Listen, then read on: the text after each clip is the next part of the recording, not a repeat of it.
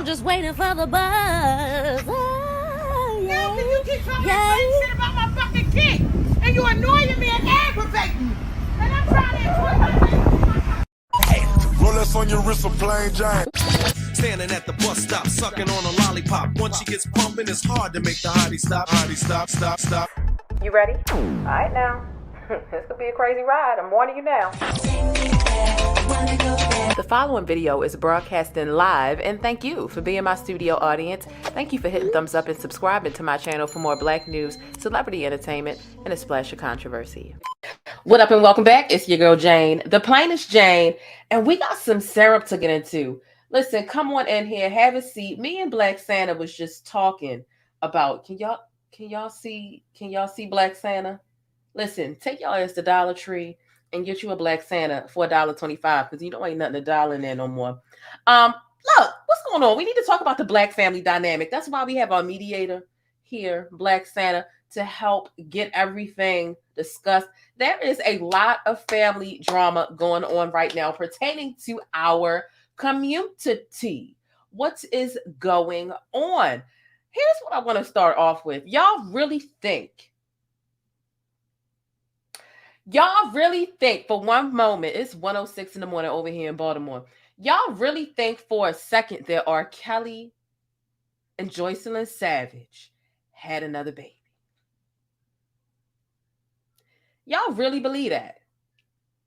God bless you if you do. I'm going to tell you why you're wrong. I'm going to show you an article. And I hope that the common sense begins to come to you slowly over the next year, because if you truly believe that he has a baby, it's clear that you don't really have a lot, but that's okay. You still my sticky. I still rock with you. We just gonna have to bring you back to reality a little bit. Jermaine Dupri thinks that he created 106 in Park. Now, at his big bald-headed age, if he thinks that he's created 106 in Park, there is no hope for him. He cannot be rehabilitated back into reality. Let's start there, okay? We're going to unpack all these things. And of course, as I was uncovering a while ago, not too many videos ago, the family drama between Master P and Romeo Miller, formerly known as Lil Romeo, their family drama, their beef has intensified. It's done went up a notch. So Lil Romeo then called out his dad. At least I call him Lil Romeo because I grew up on Lil Romeo and Lil Bow Wow. And it's pretty crazy. And then I know Bow Wow don't be on planet Earth all the time either. The finest thing growing up, the hottest guy. And then he just grew up and just lost so many cool points. And a lot of times he's not making no sense. But I'm afraid to say this time he is. And I will very much say that, like, the dynamic between Bow Wow and DaBrat and Jermaine Dupri, it was a social Def Jam type of a family. Okay? So we need to talk about this. Oh, I see somebody in the chat that really believed that R. Kelly had that baby. That Joycelyn had that baby. Ooh, I'm going to get y'all together. Don't worry. Come on and have a seat. We've got some things that we want to talk about pertaining to all these disagreements. And some people are dragging Michelle Obama because she's actually opening up for once and sharing things about her life during, before, and after the presidency and some of the issues within her and Barack, her and the kids, and the household in general. So when we talk about like the fractured Black family dynamic, there's always a discussion to be had. And I really feel like I could have saved this for like a growing up Black type of series, which I know I'm behind on. Some of y'all send me messages about it. Okay. And, but we need to discuss. So come on in, hit thumbs up. Let's just go right ahead and jump into it and get started. Okay. Drop some pancakes, hit thumbs up. Let's go. The plainest Jane. This is one of my favorite comments here. She says, I loves me some Black. And she said, loves me some Black news. She says, is it just me, or does anyone else get tired of seeing people that don't look like them delivering info about them day in and day out?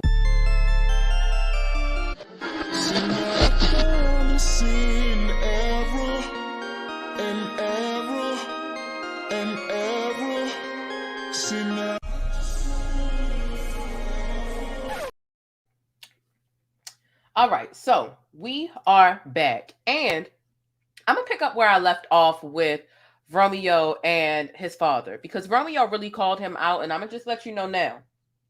I'm gonna let you know now. I'm Team Romeo. I'm Team Romeo. Let me know what team you are. It's okay. Opinions are like assholes. Everybody got one, and this is clearly a subjective subject. Okay.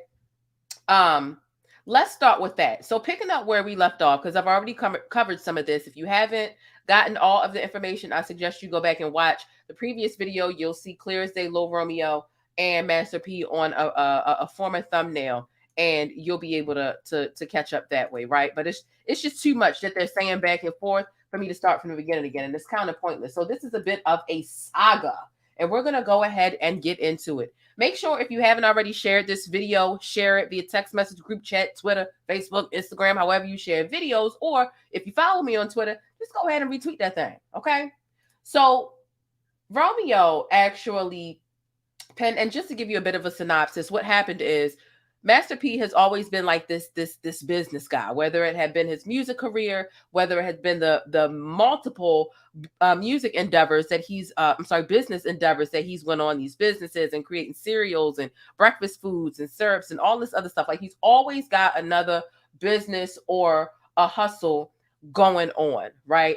And he's had, family issues in the background that his family, his son, his mother, Romeo's mother, and Romeo's late sister always felt like they just weren't getting enough attention. He wasn't doing enough when it came to the family. He always put the business first.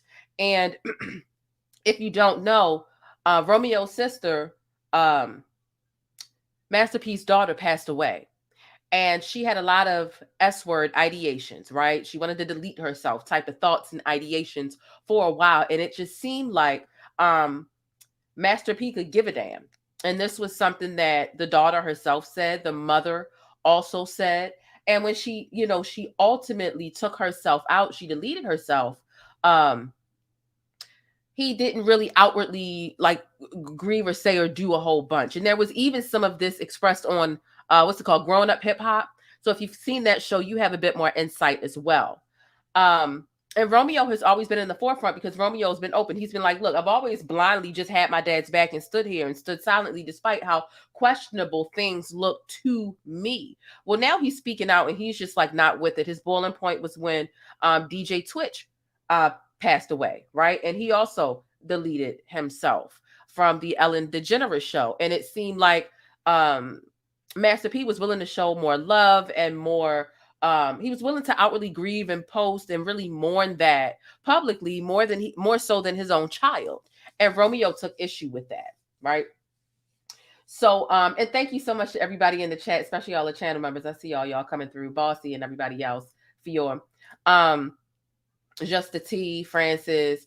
And so, boom. So fast forward, that's kind of what started it off, right? Just to give you a brief synopsis. So Romeo actually penned this really heartfelt poem, okay? His father didn't like it, but poetry is a form of therapy, and Romeo ended up saying that after this, right? Let's get into it because it's not hasty, it's not rude, it's not lashing out. It's really the true expression. Yes, the mother did suffer from addiction. Yes, she did. It's really just a true, genuine expression. And sometimes when you talk to people, whether it be your parents or anybody behind closed doors, and you have some sort of public alliance with them, and you say things behind closed doors, and there's this public perception that overshadows whatever's going on in private, and they always seem to prioritize the public perception, which is typically a facade, over what you're talking about behind the scenes. And nothing changes behind the scenes during your private conversations, but they expect you to keep up the facade in front of everybody else while things are really fractured on the back end, right? It can become very frustrating. And so what Romeo has basically said is, listen, I've tried to have these conversations with you time and time again, and you seem not to care. Nothing changes. You still put your business over your family, and you neglect your family, right? And so now Romeo is speaking out publicly, but he didn't necessarily do it. He didn't do it in a hasty way, right? So fast forward to where we are now, okay? Let's get into Romeo's poem because it really seemed to be truly heartfelt. Here's what Romeo put: the tree of trauma.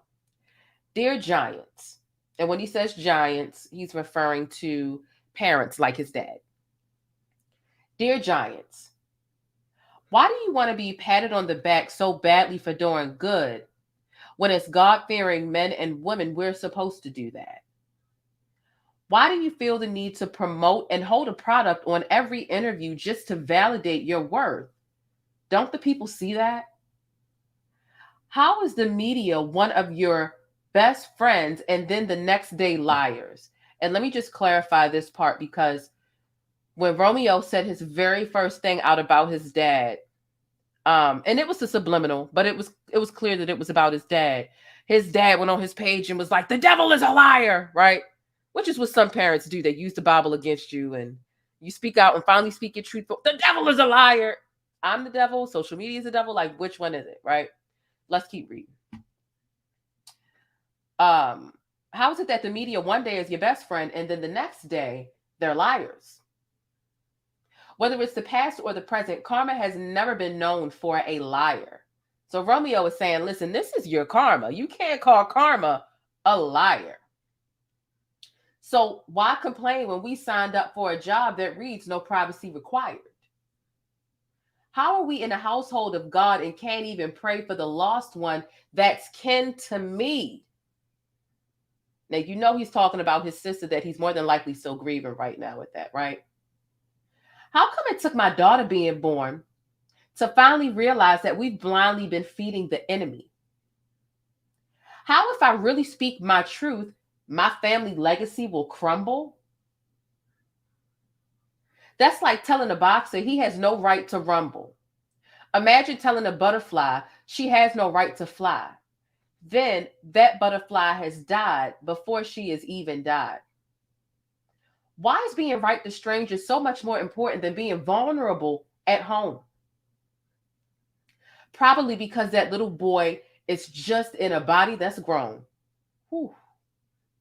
You just called his father a little boy, low key, within this metaphor. Heal, kid, heal. It's the only way to really feel. Why is it that I'm soaring and my siblings are not? In other words, why you put all this attention on me and you could give a fuck about the rest of them? Probably because our father didn't give them the same time on the clock. You see, Romeo was a rapper. He was into the entertainment industry. The other siblings weren't. So Romeo was basically saying he neglected them. Chase the money or chase the family. You can't do both because now you're gambling. Why is it that you can't take the same heat as our mother can? Mama weathered the dragon of media for years with no voice because she doesn't kneel to man. It's no challenge. The power of woman outweighs the power of man.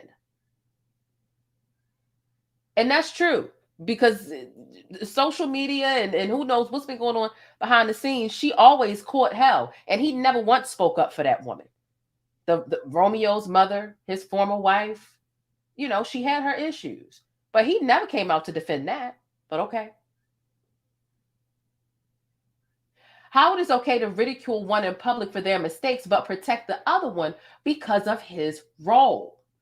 My mother was broken for years, publicly, and still from the concrete, she rose. If people really knew your truth, you'd be strong like mama too. And although she might not be known for gold, no matter what her family put her through, her heart never turned blue.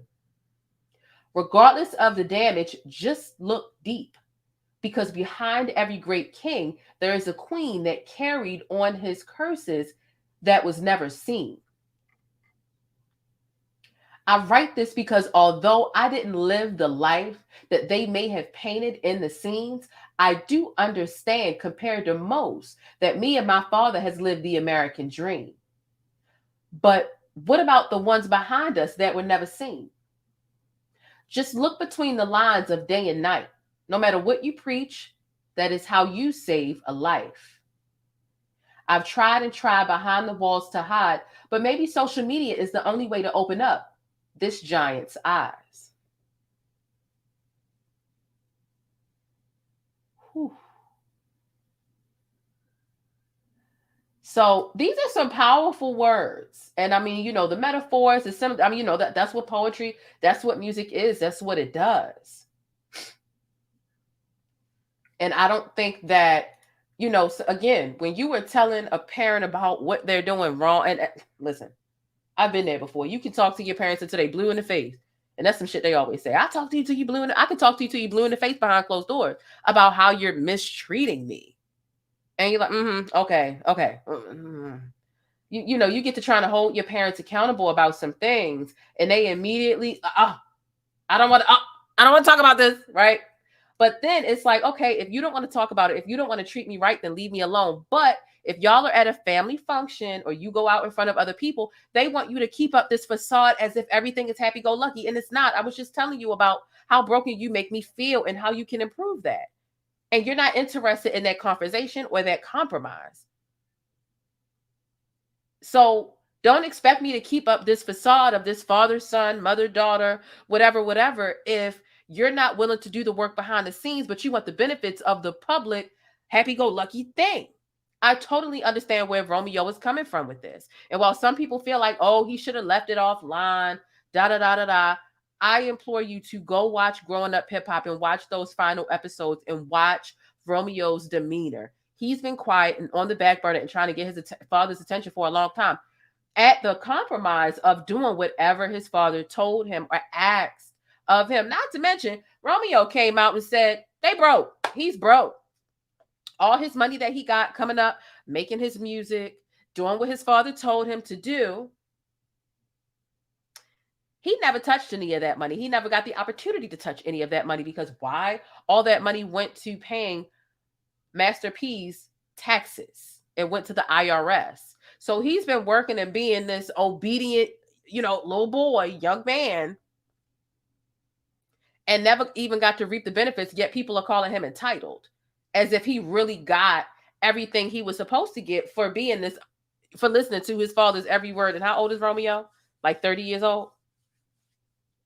And he still doesn't have as much money as people think, because when you see Master P with all these different businesses and opportunities, you think, oh, they caked up.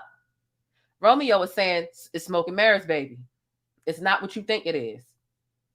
Romeo also has shared how his father wouldn't allow him to see his Rap Snacks contract. How blindly is your parent taking you that you're doing business deals and you are forced to, I mean, you know, parents will always be able to manipulate you, right? If you're at that point where you haven't really solidified your boundaries, why wouldn't you allow that boy to see his Rap Snacks? So we're really thinking that everything is copacetic. We're thinking like, oh, they making money together. They got these deals. This young boy is just doing, young boy. He's a grown man now, right? But you're always going to be your parent's child. You didn't allow him to see his contract. Romeo just got to see his contract within the last 36 hours. Literally. Let's continue, though. We'll get there. We'll get there. So, I mean, could we honestly say that Romeo would have these opportunities without P? See, you know, that's the problem, because as soon as you start talking about the hurt versus money are two totally different things. What are the opportunities if Romeo was saying, I'm broke, I'm living paycheck, I'm not as living this luxury lifestyle as it appears that I am. And as soon as you start telling your parents or whoever it is that is raising you about what you're missing or how they're emotionally mistreating you or how they could be treating you better, it's, well, what about when I raised you and put the clothes on your back and fed you? What about what I did? What about the money? What about it? That's not what I'm talking about. And honestly, what about the money? Especially if Master P is fucking him over. He never got any of his legit Lil Romeo money. It went to Master P's taxes. That's like your parents ruining your credit, right? So because they done ruined their credit, and now the phone bill and the BGE is like, would he have all these opportunities without Master P? No, but it also took a compromise to the point where now he's snapping and he's reached his boiling point. He's like, no, he's done it for long enough. The opportunities aren't enough for him anymore. Romeo's ready to do stuff on his own without his father being able to blindside him. It wasn't that long ago that Rap Snacks came out and Lil Romeo got his own, and he's just being able to lay his eyes on his contract. So he's tired of blindly following what his father is saying. But let's continue, though. Let's continue. Because what are the opportunities if you're not reaping the benefits, which is the money of it, right? He's basically saying his father's jipping him out of the money. So here's what he put after he posted the poem, okay? He said, why poetry? Well, you know, he posted this article, why poetry is one of the most powerful forms of therapy. Reading and writing poetry both engage in our sense along with our emotions, making the art form experiential and hugely effective in connecting with our minds. Okay. So let's go on to the next receipt that I have, because the back and forth between them, whew, it's a lot. They done went back and forth. They said exposure, resources, etc. Again, the exposure is not worth more. And what resources? Romeo is saying that he's broke. His father's been stealing his money. So so he was supposed to blindly follow his father for decades, to have his resources snatched away from him, to have his contracts hidden from him, all to have the exposure. That's like just having clout, right? And I mean, it might be cool from now on, right? Because a lot of people on his side, hell, I am. But what about the emotional damage? What about the father-son relationship? That's what matters. Fuck the money. Fuck all that. Romeo's like not even concerned with like living a materialistic lifestyle. He's just letting y'all know, I'm not as rich. I'm not as wealthy. I'm not as well off as y'all think. That's the point. People, you know, bringing up all the materialistic stuff and all of the benefits that we look at from the outside. At the end of the day, money or not, people still want a healthy and a working relationship with their parents and their people. They do. They do. Yeah, I implore you to listen to what I'm saying, because you're still talking about materialistic things. I'm talking about people on the inside. The reason why his sister is no longer here is because there's no relationship. There's no real deep connection between Master P and his children, because it's all about the business, in which he does his business and then steals the business from under the feet of his children. So y'all talk about opportunities while skipping over this little boy's, this grown man's feeling. You can see this little boy is crying out. I'm calling him a little boy because he's really expressing himself and being vulnerable. And a lot of men don't do that. A lot of men don't express how they feel when it comes to their woman or their parents at a grown age. So, you know, I respect him actually taking the time to express his feelings and say, my feelings are worth way more than the money that you've been stealing from me all this time. So what you're saying is your parents can steal your money, use you as a cash cow and an opportunity, fuck over your feelings, and then you can say, but I gave you exposure though, and I took your money. You worked all those years growing up for 18 as little Romeo. Right? And you never got to touch that money. And I kept it all. I paid my taxes with that. But I gave you an opportunity. Like, make some sense. Make some sense. Make some sense. Like, so here's what he said. Here's what he said also. He says, when others use their platforms and voice, it's inspiring. But when I speak my truth, I'm told I'm disrespectful and entitled. For my family, I'm willing to be the villain, though, if that's what it takes, because no matter how long, good will always prevail. I just want to make it clear that I'll always love my father. But it doesn't seem, excuse me, let me zoom in a little bit more. Just make it clear, I'll always love my father, but it doesn't mean that I have to follow him. I'm 33 years old. And for me personally, my feelings have nothing to do with the death of my sister. No one's to blame for certain decisions that she made as an adult. Our family needed shaken way before the tragedy. And at least now I know she's finally at peace. I've dealt with death before, and it's inevitable. My daughter coming into this world was my awakening. And his daughter's beautiful. She's so teeny. I've dealt with death before. It's inevitable. My daughter coming into this world is my way of awakening. of having to get things right from the start. If we don't learn from our parents' mistakes, then how do we truly grow? Just like one day my daughter will learn from mine. That's generational wealth. You see what he's prioritizing and what he considers wealth to be? Some people consider wealth to be happiness. Some people consider wealth to be money. He considers wealth and his mental peace to be so much more than the money, the resources, and the opportunities that some people from the outside looking in, well, you got money, you got opportunities. Your peace is worth more than that, because how many millionaires delete themselves because they're not happy? And for somebody of Romeo's stature and with his resume, as people have said, for his resume, for him to prioritize that over money, I think it speaks volumes, and I think it's noble as hell. I can't force an adult to do something that they don't believe.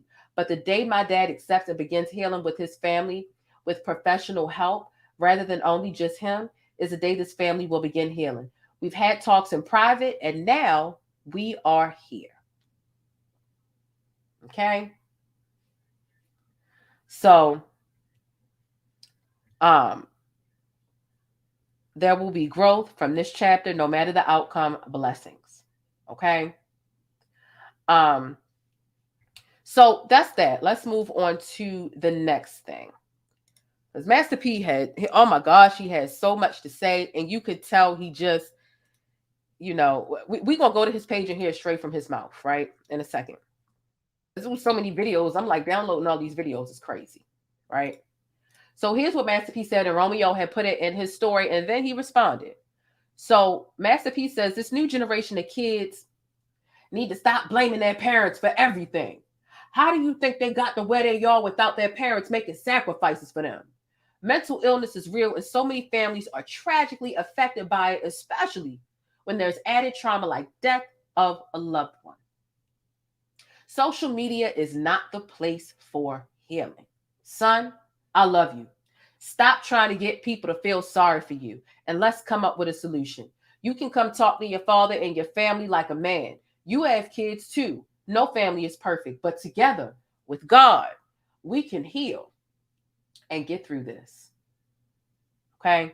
Here's what Romeo says. He says, geesh, talk about gaslighting.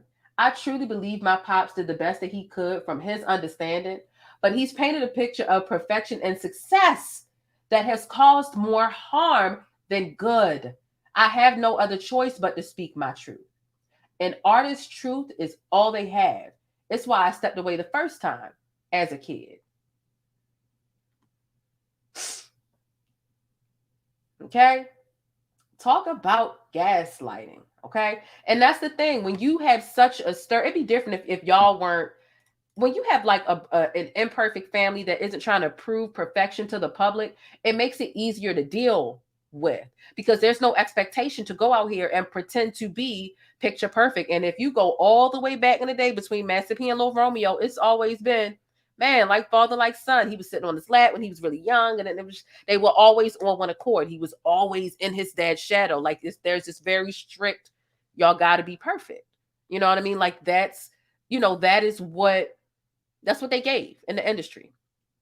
Older rapper, younger rapper, father, son, all this other stuff. And to expect for the private life, and it's difficult. It's difficult. And it's damn near impossible.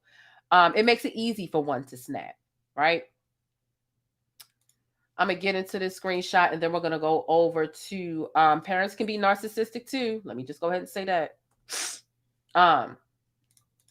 And Queen of the South says, it's hard having a parent with such a big shadow. It's a lot going on in this dynamic. Romeo will never surpass what his father has done in hip hop, and he's probably competing with that. I mean, especially when he hiding contracts and things like that, refusing to allow Romeo to get his own understanding of things. While, Master P is still benefiting off of the father-son relationship with the rap snacks, and I'm gonna make rap snacks, and I'm gonna make my son one of them, and but I ain't gonna let him. You know what I mean? Like that's more than kind of foul. That is foul. That's some underhanded business stuff. You wouldn't go into any other business agreement or contract allowing somebody to refuse to let you see your contract. I don't care if we family or not. Why shouldn't I be able to see my contract just because you my dad? I could see if he was 7, You know what I'm saying? What you need to see a contract for? You can't even read and understand this stuff, right? Let's get into this one. So this person is commenting under Master P's page. So this person says, you set the foundation financially for the family we can all agree on, but it's more to that than just money. That's my only gripe with the older generation. Just because money was put down doesn't mean it's enough. Y'all hear that? For the people saying, oh, there's enough money, there are resources, there's opportunities. Where would he be without Master P? It's more than just money. Other than that, I hope y'all solve your family issues privately. God bless y'all. Romeo says, I've been taking care of my pops, bro. Never touched no little Romeo money. It all went to pay his IRS taxes. I've been more than loyal. The truth will set us free, though. Okay? So that's that. Let's take a look over here. Kim Johnson says, where's the gaslighting of what Master P said? I don't see any gaslighting. The gaslighting is Master P had already said that Romeo was lying with his very first statement. His response was, the devil is a liar. And he came out and made a couple of other subliminals, right? So you already called him a liar for his truth and how you weren't there for not only him, but the family behind closed doors, but you got this picture perfect facade in front of everybody else. And then you make a post saying, you can come talk to me, son. We can solve this. But he's not really open to a solution. And you can see that in the passive aggression in the post. And if you don't see it, everybody's, perception is different, right? I'm not going to come at nobody and because you don't see it. I have firsthand experience with a passive aggressive parent and a narcissistic parent. And that's exactly what Master P is doing right here. But when they're saying things that the public can hear and see, they'll say things to make it seem like I'm here. They can come talk to me. Whole time you've tried to talk to them time and time again about the same thing, and they're not open to it. But they get out here in the public and pretend like it's open arms. We can solve this.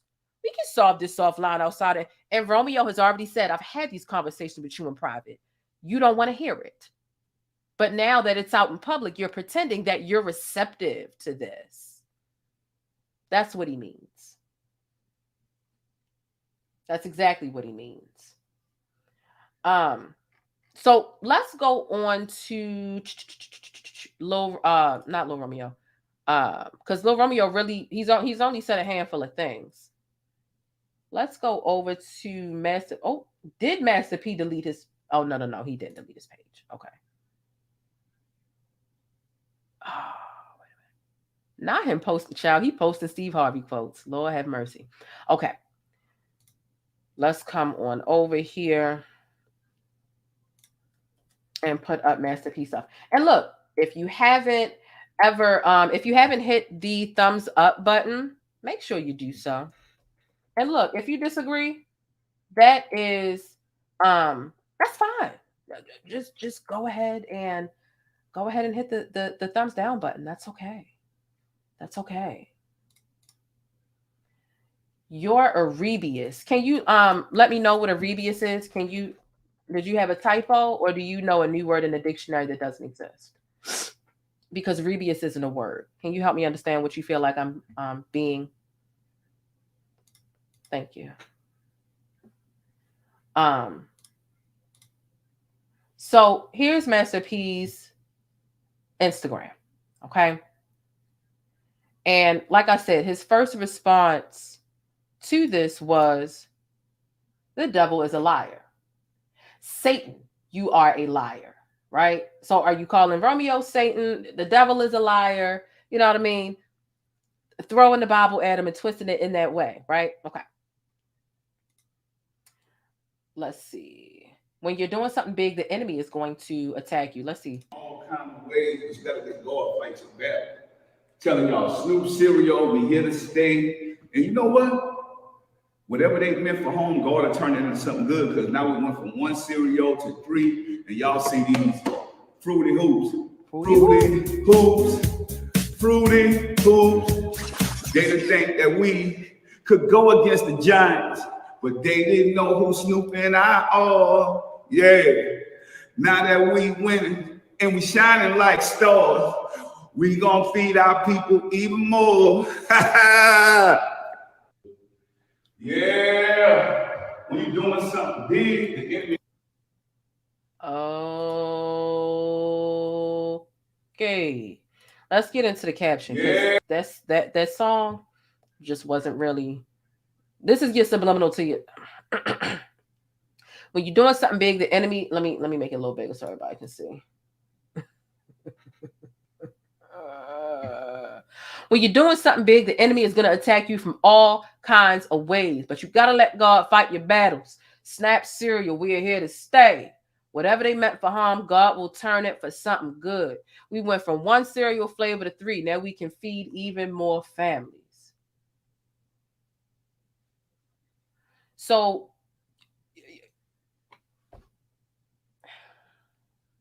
baby, first of all, this was cringe all within itself. But this is his response to his son pouring his heart out, right? Let me go ahead and do some product and some ad placement for this cereal, right? And if he would have just been, none of his ads have ever been this cringy. This was cringy as hell. So I guess he thought it was just going to go away.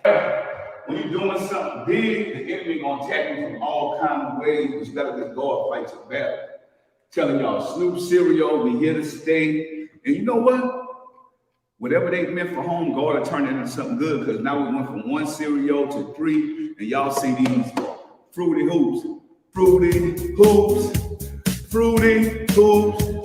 They didn't think that we could go against the Giants, but they didn't know who Snoop and I are. Yeah, now that we winning and we shining like stars, we gonna feed our people even more.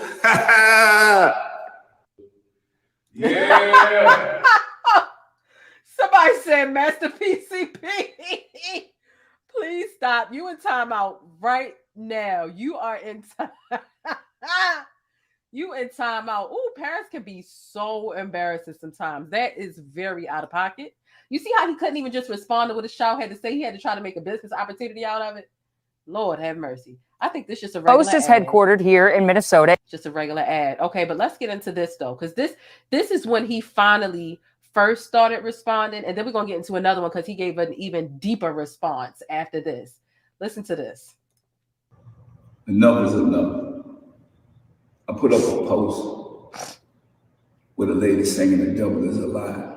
The shade room take the post, put a picture of me saying Masterpiece saying such and such is the devil, which is a lie. All y'all do is twist the truth for what clicks, controversy, gossip. I mean, all the good stuff I've done, nobody never posted nothing. Yes, we did. I did. You never posted when we went up against one of the biggest cereal companies in the world. Yes, I did. You never posted when we had to change our name. It made history and got one of the biggest distribution deals in the world. I guess that wasn't controversial enough. But I just asked the Shade Room, all the other media outlets, to allow my family to grieve and get through this pain that we're going through, because I wouldn't wish this pain on no family, not none of y'all. I know God is going to guide us through this. I had a mental illness concert that was going to be on January 13th, which DJ Twitch was supposed to be a special guest. Snoop was supposed to be a special guest. It was with me, A$AP Rocky, and Post Malone. Mental illness is real. It's destroying families. I'm going to continue to get out there and do my part. I just want to say I love everybody that's been praying for my family. Y'all know we're going to get through this losing a child. And I don't know parents that lost a child. People want you to grieve a certain way, do certain things. I mean, my healing comes through helping people, touching people, getting out there. Maybe I couldn't save the people's lives in my family. Maybe people in my family don't listen. I love them. I always deal with people and deal with family members that go through different things and handle things certain ways. I'm going to continue to put my trust and faith in God. We're going to continue growing as a family. No family is perfect. Rich or poor, we all going to go through things. I'm not God. I'm no idol. All I can do is help the people that allow me to help. Enough is enough. I put up a post with a lady singing "The Devil Is a Lie." The Shade Room take the post, put a picture of me. Now let's look at the caption because we already heard what he had to say and then it started looping. The messy bloggers at the Shade Room, y'all are real people hiding behind computers. Y'all have families too, and no family is perfect, rich or poor. I don't wish pain or tragedy on anyone's family, so have some compassion and integrity. It's interesting you asking that of other people, strangers that don't even know you, but here your son is asking for it, and where is it from you? But okay. I think the thing is, Master P, just like people who have never been criticized before, they're not used to criticism. They're not used to accountability, and they take it as an attack. They don't know how to take it. Master P has literally never really went through much of an intense negative media run. He hasn't. And now that he's here, he's like, whoa a minute, I'm the good guy. I didn't live my whole life without any of this. I don't deserve this. Right? That's your first thought when you're not used to any criticism. But let's keep reading. I wouldn't wish pain or tragedy on anybody's family, so have some compassion and integrity. Y'all took my Happy Friday post where the lady was singing "The Devil Is a Lie" and made a twisted story out of it, posting a picture of me, making it seem like I'm calling someone a devil, which you guys are telling a lie, sparking other sites to grab false, misleading stories, spreading lies and gossip. The Shade Room never posted anything about when we went up against one of the biggest cereal companies in the world. This is how you know you're doing God's work, when the devil tries to attack you through your family and miscommunication and lies. It's sad how bloggers in the media glorify gossip and make it news when there are real issues going on in our society that need more attention. My family has been through a lot this year, and we're still grieving over the loss of my daughter. I'm respectfully requesting that the media will give us and our family some privacy to work through some of our family issues. This will be the one time I speak on this matter. I'm a God-fearing man. I've never considered myself as an idol. I'm not perfect. I've made a lot of mistakes. People can slander my name and gossip about me. I can lose it all and start back over and still be happy. My true passion and purpose is helping people. Every day is a blessing. The only thing I regret about my parenting is that I tried to shield my children from pain or hardship when those consequences could have been learning experiences to help them be more humble and grounded. Let me read that again. The only thing I regret about my parenting is that I tried to shield my children from pain or hardship when those consequences could have been learning experiences to help them be more humble and grounded. Okay. I tried to give them a better life, protecting them from the hard life, which probably spoiled some of them and produced an entitlement mentality. This is very passive aggressive, and it's direct. See, he wanted to throw the subliminal at his son, thinking that nobody was going to pick up on it, and they did. You called your son a liar through saying the devil and Satan is a liar. We caught that the same way you're calling him entitled through the way that you raised him. All of my kids are grown now, and some of them have their own kids. I pray that their parenting skills will be better than mine. Unforgiveness leads to bitterness and stops you from receiving greater blessings. I love my family unconditionally. Thank you for all your prayers and support. Mental illness is real. It's affecting so many families.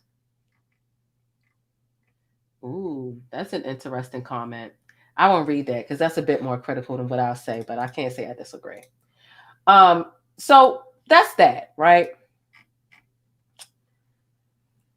So that's that, right? You know, and to do for Master P to be a black man and say a black businessman, I've made several videos and several mentions to a lot of his different business and adventures, right? And as soon as things aren't going his way, y'all don't post about my positive stuff. It's a deflection. Instead of you focusing on the area of opportunity here, the area of improvement, the room you have to grow, y'all don't care about the good I do. But no, actually we do.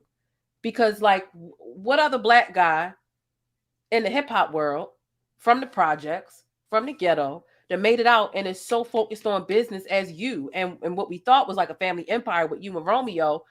We really don't have any examples like that. And that's why he always stood out. And I think that's why he really never caught any flack. I always have drawn attention to his business ventures. I didn't know things were so broken behind the scenes and at home, But there have been plenty of pages, the Black excellence pages, the Black news pages. Now, if he's only plugged into the, the urban blogs and the Instagram blogs, of course, they run on drama and toxicity. That's like asking Zeus Network to give a fuck about your new serials. They don't care. They want to see Krishan fighting Blueface, and that's it. But there are pages that do prioritize the type of things that this Black man is doing. It's a deflection for him. Okay. So let's go ahead and move on to the next video that he posted. All right, hold on. Let me make sure I got the sound from the jump. Sad day. Today a sad day because I got to get out of character and put this on the internet, which I don't want to do. But I try to call my son. People say, "Why you call?" I did. He don't call back. It's been months. So my question is to Romeo, like, if you've been in the business for long as you've been in, and you're a 30-something-year-old man, and if you've been around me, watching me hustle and do my thing, why you not where you want to be at? Because that means you're not listening. That means you want to do your own thing. You done brought your own circle of people, but you can't get mad at me because I really thought this was about, the only reason I entertained this on social media, I thought that was about the DJ Twitch post I put up. And I thought it was about my daughter's death. I thought you was grieving. Mental illness is real. But I want to tell all the people out there that just don't understand how bad my heart hurt. Romeo lost a sister, but I lost a daughter. And for any parent that's going through this, because I know death, it brings people closer together or it tear them apart. But I come from nothing, y'all. And I could go back. I'm cool with it. I won't be angry at God. I won't be upset. I won't go get mad and be disrespectful to my parents and none of that stuff. I just say, Dad, thank you for putting me in this world, now to get out and hustle and go do my thing. But that's the problem. When you take kids and you kind of like protect them from the real struggle and the pain, and you don't allow them to deal with their own consequences. And then when they grow older, you never gave me nothing. At 30-something, man, people could go back and look, you've been shining for a long time, son. All you got to do is pick up the phone and call me or come to the house and holler at me. The saddest thing about this is what the people want to see. They want to see destruction. So if you destroy me, what are you going to do for the rest of the family? Are you going to take care? You told me on the post that you put up, you go take care of people in the community. That's what you're supposed to do when you come from that. You go help people. I'm just not helping ungrateful people. I'm not an ATM machine. People can't just say they love me when I give them something. I'm tired of that, y'all. And any other parents, you could be rich or poor at a smaller level. You might give your kid $10, but if that's all you got, I've always fell off, got back up, hustled, did my thing. I'm tired of all these blog sites and all this stuff, poking and having fun. Y'all can, but I'm about to go back to work and do what I got to do. I love my family. My door is always open for my son. To be honest, because we shouldn't have to go through this. And if I'm wrong, forgive me. I'm apologizing to you if I'm wrong. I'm still a work in progress. I come from nothing. Everybody go through trauma. I'm dealing with this right now, but I love going out into the community and helping people. That's the way I heal. Allow me to heal. I don't have to be sitting around moaning and crying and all. I can't get my daughter back, but I can get out there and keep a legacy going, keep a name going. So let's do this in love and let's do this in peace, because this is what the system wants. Think about it. We stronger together, but you older now. So you got to lead by example for the rest of the kids.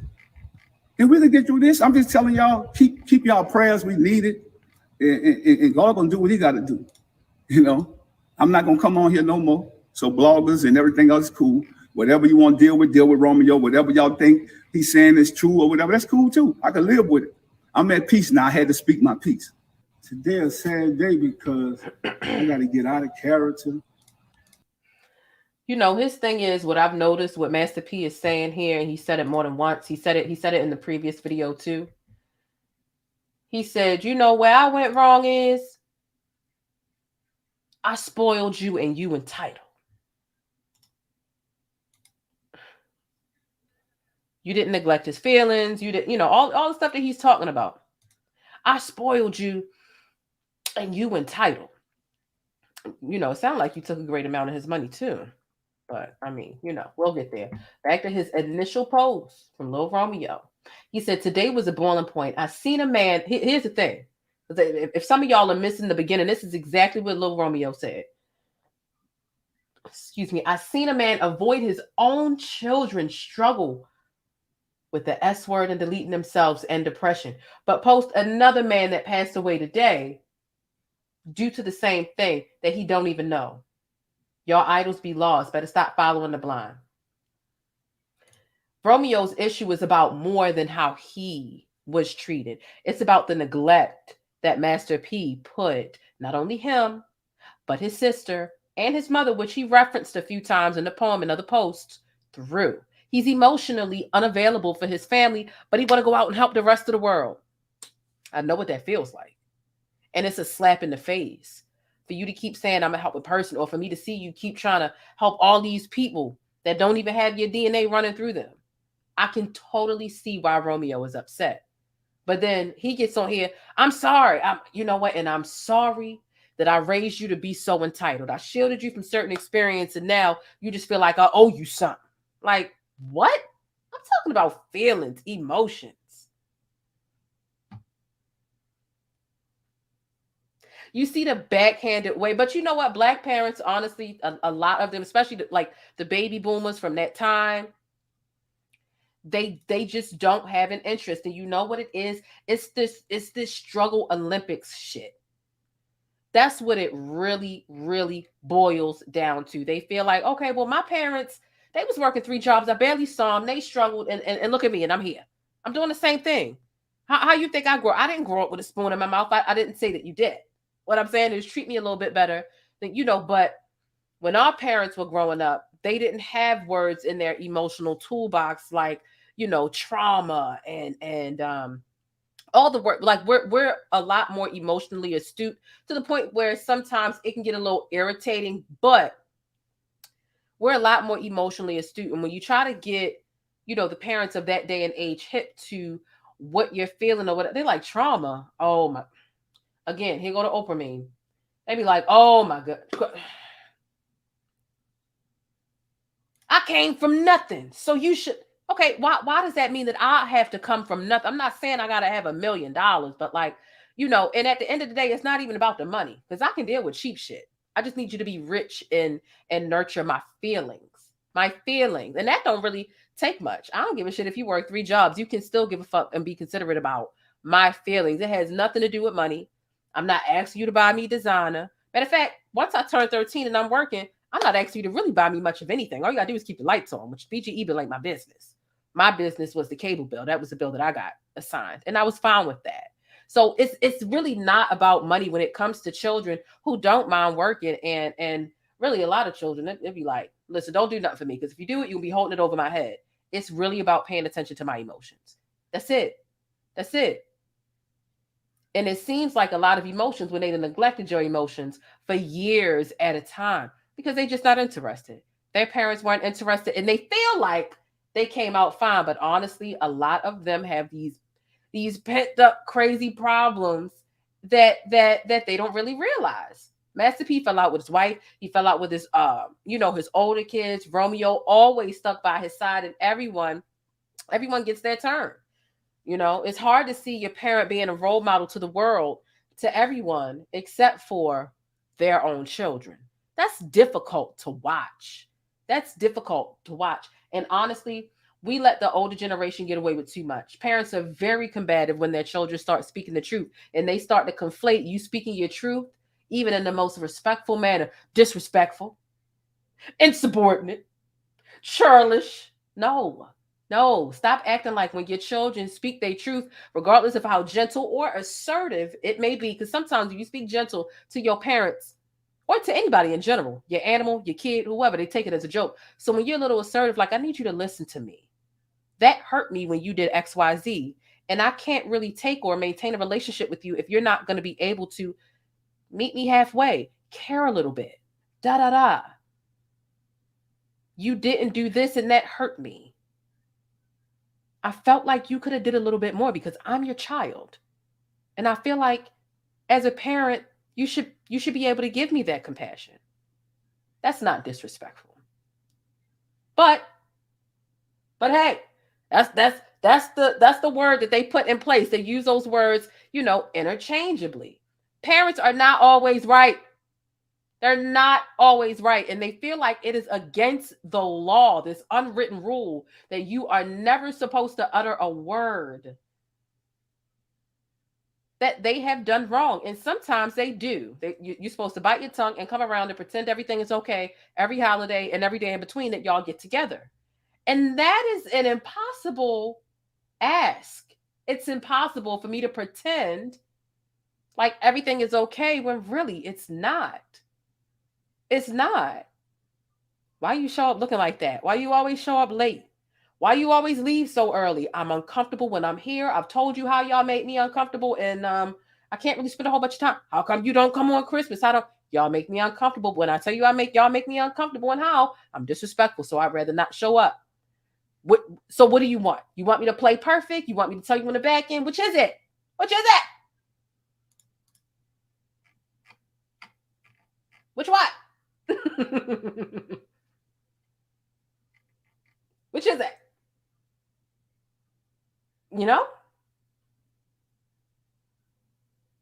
I do think that there's a way that you can talk to your parents about how wrong they are, but a lot of times they're not trying to hear it. Sometimes they cut you they say your name with a David,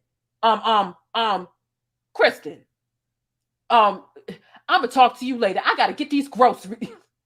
Damn, I just asked you what you was doing. You said you was doing nothing.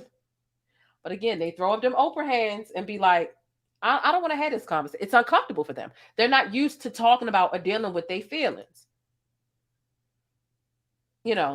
So they want the perfection from you. They want the performative, the optics, right? Because that's all it is. It's optics. It's a performance for everybody. For me to act like everything. They want the performance for you to act like everything is perfect for the benefit of them, their reputation, and everybody else from you. But you can't even get the basic, just fucking care. I'm not asking you to bend over backwards. I'm asking you to give a fuck about me, about your child. And I don't really feel like that's an impossible ask. Sorry. But these are, and sometimes when you speak up to your parents, it's not even necessarily for your benefit, right? Let's just say you have a younger sibling, a sibling that's at least a decade younger than you, right? And your parent did a lot that was wrong and a lot that you might still be healing from to this day. And so you like, you know what? Fuck my feelings. My feelings are already hurt and I already still need to heal from this.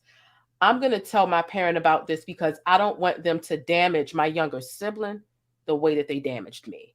So let me have this conversation for the betterment of, because I can see they going down that same path with them.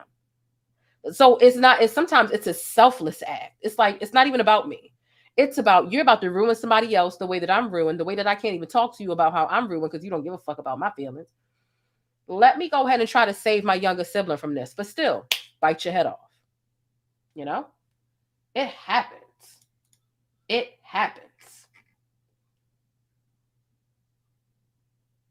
So, it's a thing.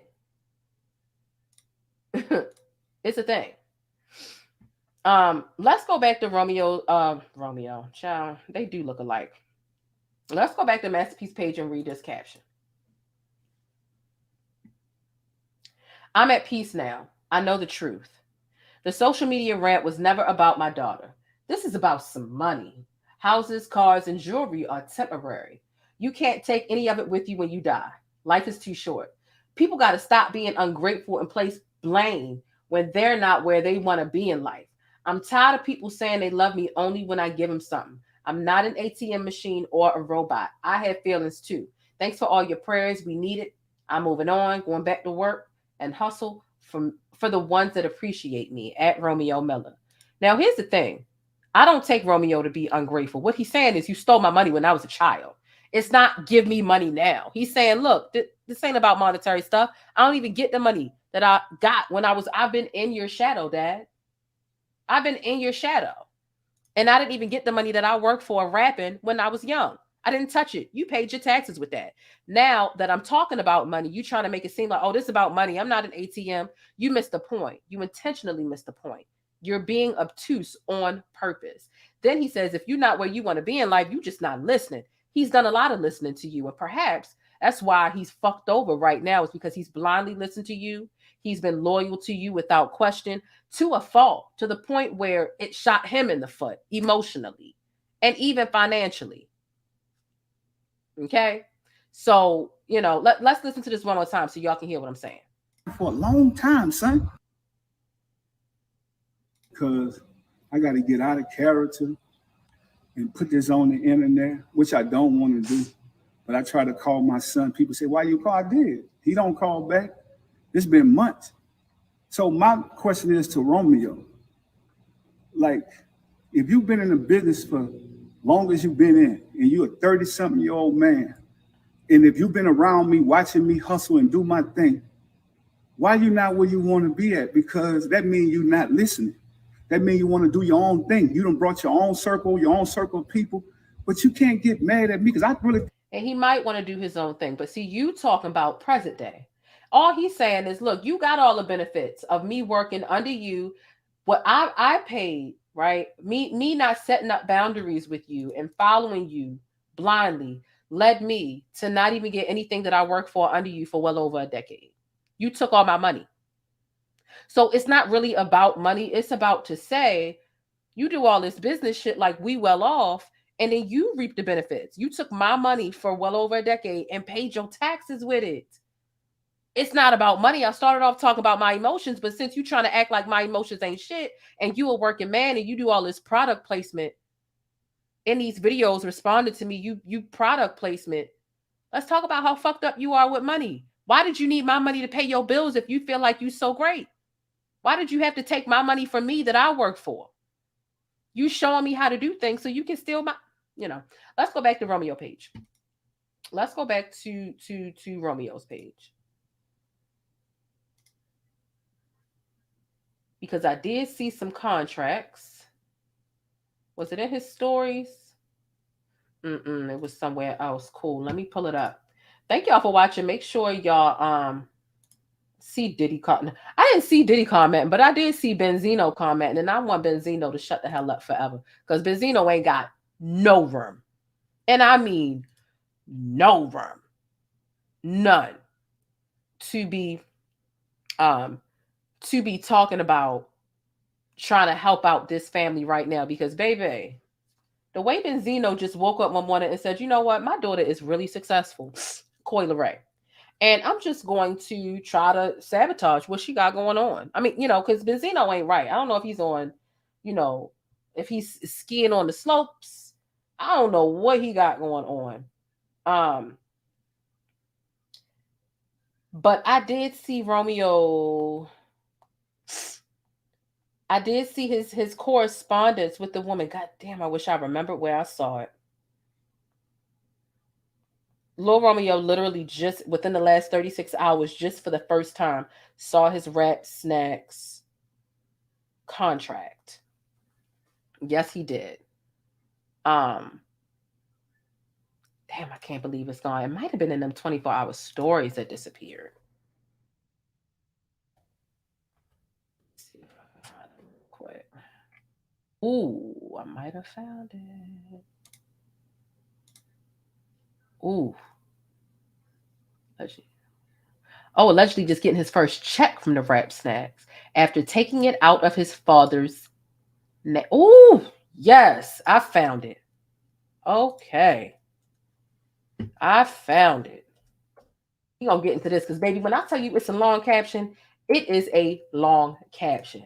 Romeo gave all of the syrup. And, baby, trust me, when I tell you it's sticky, it's sticky. Do me a favor, hit thumbs up on the video if you haven't already, and we're going to keep getting into this. Hey, thanks for letting me keep you connected and in the know with what's happening in the Black world. Don't forget to smash on that like button for support and for more Black news. Bossy, you is crazy. Benzino got as much room to talk as he got neck. Exactly. None. Okay. So let's get into this first one. Ooh, baby. So, and then he shows the actual email correspondence. Okay. So let's go ahead and get started. Maybe I should do this. Maybe I should do that. I would just like to thank James and Taylor of Rap Snacks for seeking the truth and doing proper business.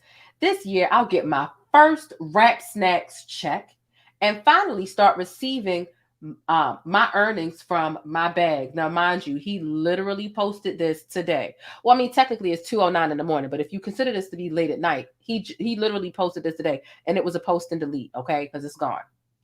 So Romeo says, I would just like to thank James and Taylor of Rap Snacks for seeking the truth and doing proper business.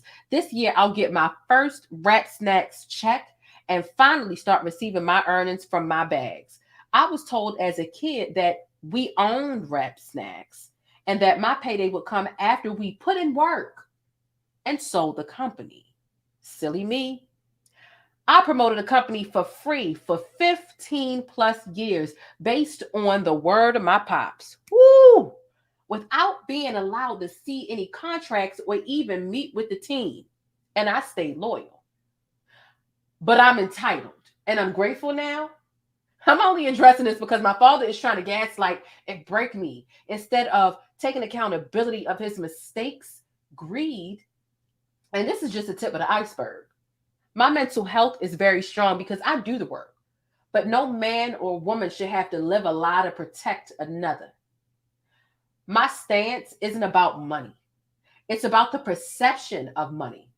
My father knows that I've made the most earnings over the past 10 years and played my part quietly, as always, so that he could shine. In time, the truth will prevail. And I believe when my father truly leans on God, on only God, and not image and money, he'll be the richest man in the world, if that's what his heart desires. None of y'all love my father more than me. I know my sister's passing was a warning. And just like Moses in the Bible, the man, so let me scroll up, hold on. The man that leads the people out isn't always allowed to the promised land because of his own ego. You don't got to be perfect, but I can't follow someone who's been blinded. Y'all make fun of me because y'all think I was raised a certain way, but I was built for this season of ridicule and misunderstanding. Ooh! I'm willing to be judged and walk through the fire for my family in hopes of a great leader waking up. I've reached out behind closed doors and got burnt repeatedly. He's an adult and has to do the honest work as well. Like I told him, I have to love him from a distance until then. I have a family now too, and it's critical that I protect my peace. No more suffering in silence. The rise of the phoenix. Baby, the snap. See, because you know what? Masterpiece stood there and tried to make it seem like it was about money, and it wasn't. It was about his son's feelings. And then he tried to call his son greedy and entitled as if it was about money. So Romeo said, okay, what about the money? I ain't got none of the money. You took it. And so Romeo said, let me do you one better. I'm getting my first check from Rap Snacks, and it's been 15 years. I say, God damn. We're going to get into the email correspondence. Hold on. There's more. Let me pull up this next receipt. What y'all thinking about this in the chats?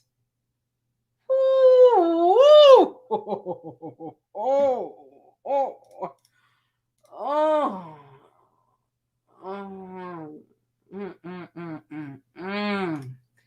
Okay.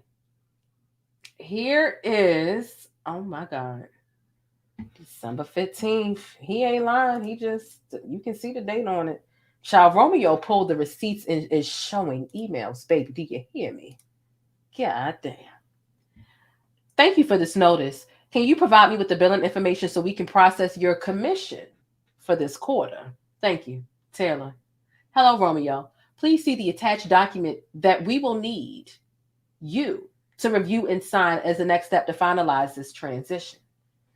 Oh, but wait, there's more. It don't stop there. Hold on. Ooh. Now, why are you keeping that boy? See, you know what? He thought Romeo was gonna be done forever. And you know what? After I read this, I'm gonna go ahead and I'm gonna say something.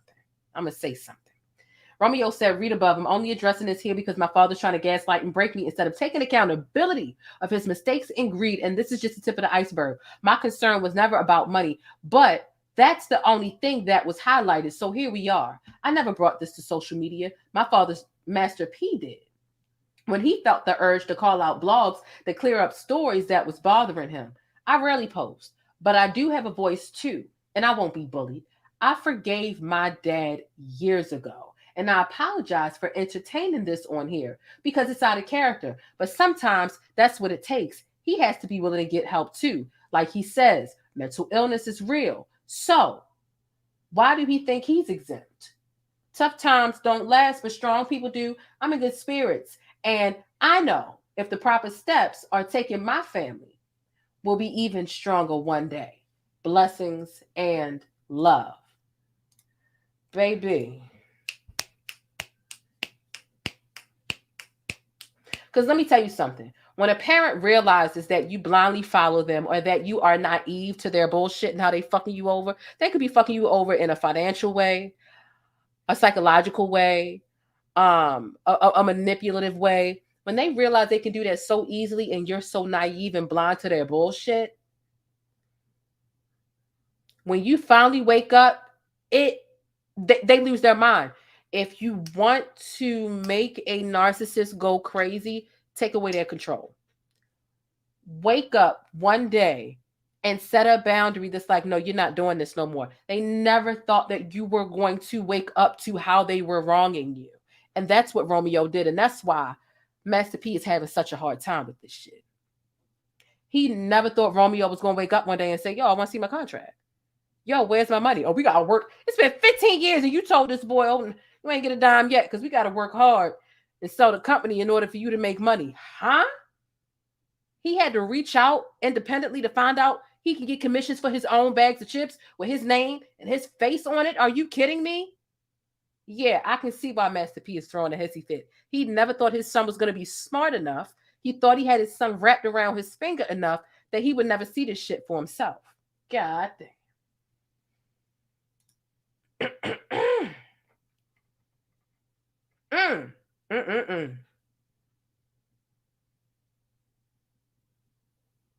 Wow.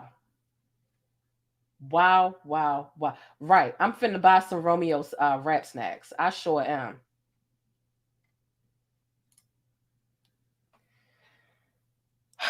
I can't believe that. I knew I had seen it earlier and I knew I had skimmed it. And I probably saw it on Romeo's page because I checked it a couple times today, but he had posted and deleted it. I'm glad that I was able to pull it up real quick. Wow, that's crazy. I might post that on the community tab so everybody else can see. Oh my God. And so you can imagine if this is, if he's been working for 15 years for Randallstown, imagine what other money. So I don't think that Romeo's lying at all when he says, I didn't get any of my little Romeo money from when I was a young boy rapping. My father took all that to pay his taxes. Imagine what other lies his father told him about working and putting in work and not being able to see a dime until what?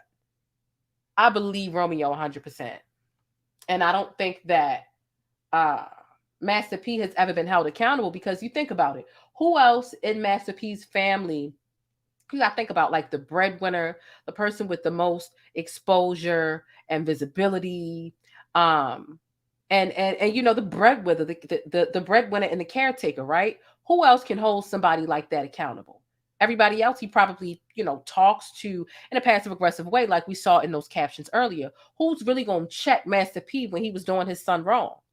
He didn't pay the mother no mind. Hence, she's in the background with her drug addiction problems, right? No one's ever stood up to Master P before in his family because he's the biggest one in his family in every sense. Romeo's been in his shadow for forever. So who was going to check him and make sure he really did his son right?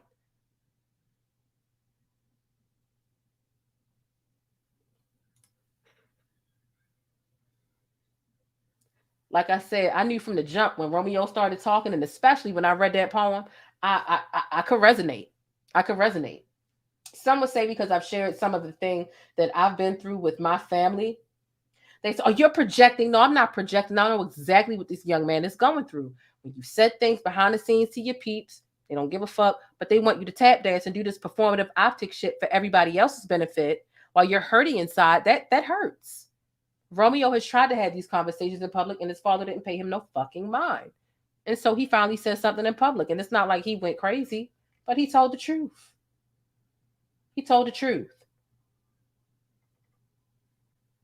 So, I mean, it is what it is. There is a clip that I want you all to see that is connected to this. Give me a second. Let me bring that up. I believe he posted this and deleted. 106 in Park? It's been that long?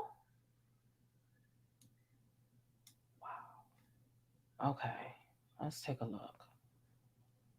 I hope I don't get flagged for this, but I'm a damn sure try to show it. Oh my God. I am going to try to show it nonetheless. Let's see what we can do. Good. Where can you get these chips? In the stores? You can go to like certain stores. Okay. Like retail stores, it don't matter. Y'all have to request the wrap snacks by Romeo at the store. I see them in Philly, Baltimore, DC, LA. That's it? That night. You gotta get the chips. Good. Where can you get these chips? In the stores? You can go to like certain stores. Okay. Like retail stores, it don't matter. Y'all have to request the wrap snacks by Romeo at the store. I see them in Philly, Baltimore, DC, LA. That's it? That night. You gotta get the chips. Good.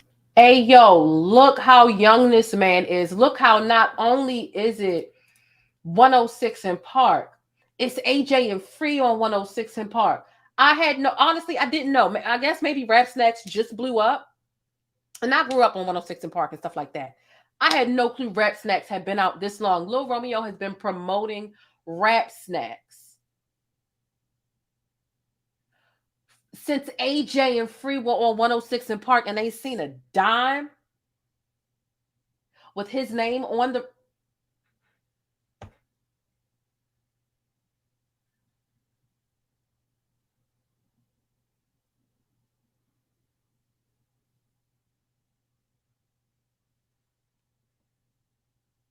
I totally see why he's upset. I knew I took his side from the jump for a reason. I totally see why he's upset. That's foul. That's foul.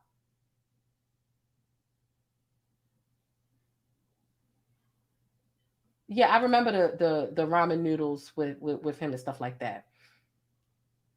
Damn. That's a long time.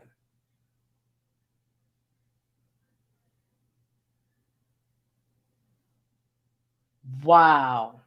That's foul. That's foul. Wow. Oh. Out of pocket for that shit. Way out of pocket. What do you gain from that? I would expect that. You know how so many people in the industry, artists and whoever, but you know, artists talk about how they've been screwed over by their managers or a business deal because they were naive, but your own family, your own father, namely, It was gone. Let me just go in the bush and weep.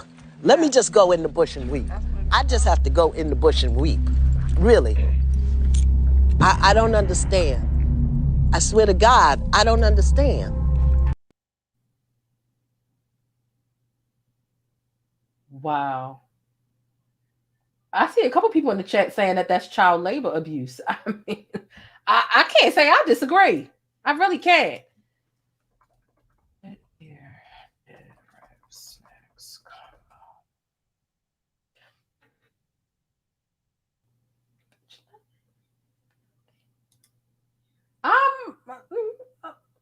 Not 1994. Excuse me. But you know what? Even Master P made it seem like, based on that long caption that we read earlier, he made it seem like he owned it and they needed to wait until they sold it in order to get any money. They needed to put in work.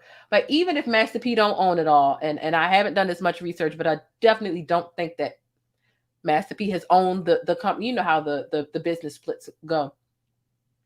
Even if Master P doesn't own it all, that doesn't mean that you're exempt from commissions, right? Do you think, I mean, oh my God, like what did Lil Romeo like reach out to Nicki Minaj and the Migos and I don't know, like Biggie's estate. There's so many different people on the Rap Snacks. Do you think that, yeah, he was naive to his dad, and that really sucks that he blindly trusted him? Because Nicki Minaj ain't selling Rap Snacks for free under no promise of promote it till we sell the company. Nicki getting her commission. The Migos getting their commission. Biggie's estate getting their commission. There's nobody else that their face and their name is on Rap Snacks and they not getting their cut. Lil Romeo, the only one. My dad said we can, would you just promote him when he sell it? And I'm the trust that you have with your parents without asking any questions. Sometimes it can be like that. You don't expect your parents are gonna cheat you out of money, especially when you're not living in poverty anymore. Master P, you know what? This has really changed my view on you. It really has. It really has.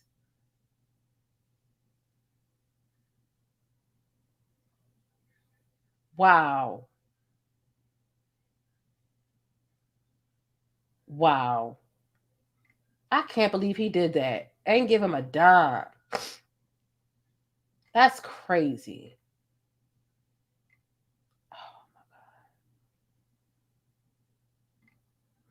Lil Baby got some too. I get so many different rappers and stuff like that. Hey, Artichoke Hearts. Oh, Lord, have mercy. Where we at? An hour 21 into this. I feel like this should. Had I known this shit was this deep, I would have did a video alone on just Master P and them. I feel like damn, my heart breaks for Romeo. No wonder he's so upset. Because it really started off about you can imagine if he's cheating him out of money and business deals and lying to him like that, I know his feelings are neglected too. My heart really, really, really goes out to Romeo. I promise you, when I end this live, I'm going to cry because I resonate with that. Not being like cheated out of money, but emotionally being just manipulated and cheated. Like, that is crazy. That is crazy. Right. P got his own Rap Snack. I bet you he's not going without a check. Not Master P. Y'all ain't right. You don't make that much money off the Rap Snacks. They make sense on the bag. It's not like they see a million. Nobody's talking about how much it was. We're talking about, it's just like album streams, right? Based off this clip, when's the last time AG and Free was on 106 & Park? It was over 15 years ago. So even if it was a few cents a bag over 15 years, that's a lot of money.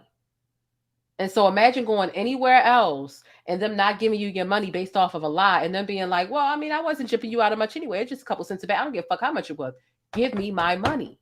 He's been promoting this brand and selling the brand with his face and his name on it. He deserves his money. Nobody's talking about how much it is. We're talking about what's right.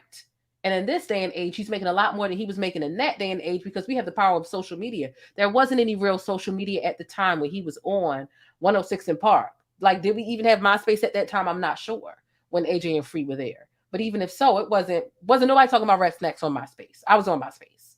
So to say how much money was or wasn't there, I feel like it's deflecting from the point. He still owed his share in what he sold with his name and his face and his commission. He was cheated out of his commission, and that's what matters. I mean, hell, every stream that artists get is literally a fraction of a penny, but they're still owed it. And they still add up in the grand scheme of things. So,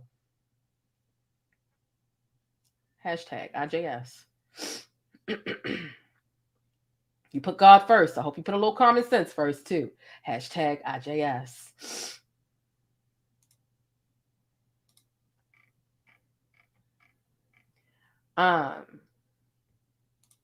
Yeah, he's a very humble guy.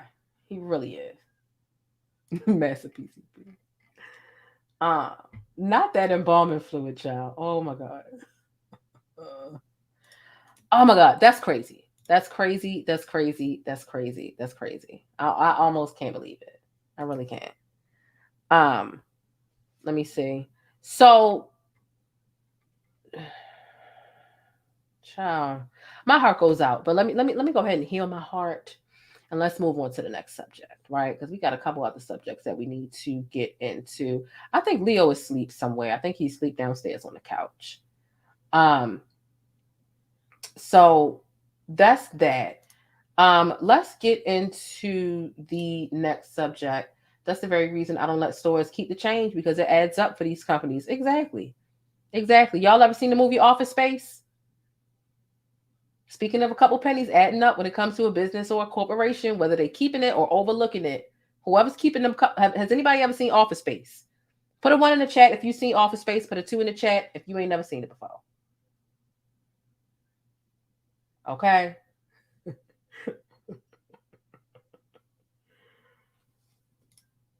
Them pennies add up. Okay.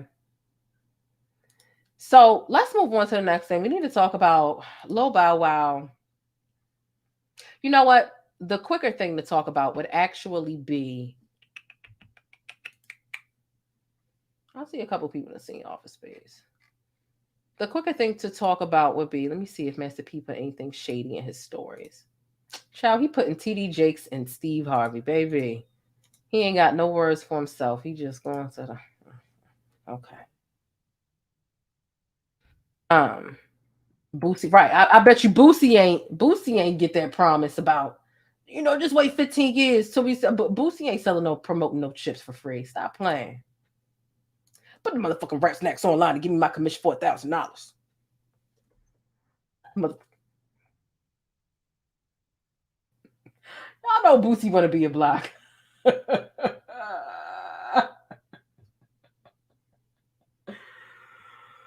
Oh, Lord have mercy. I guess okay, $1 a day. That does add up quickly. Yes, Bow Wow did some stuff. You said you're gonna need the TPS reports. Yeah. Gonna need my stapler back. I'm not moving to the basement.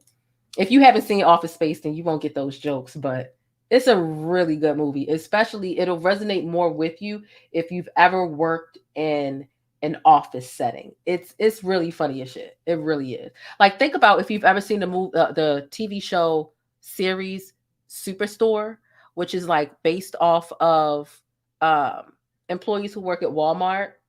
It's a different thing for, I think Office Space came out before The Office.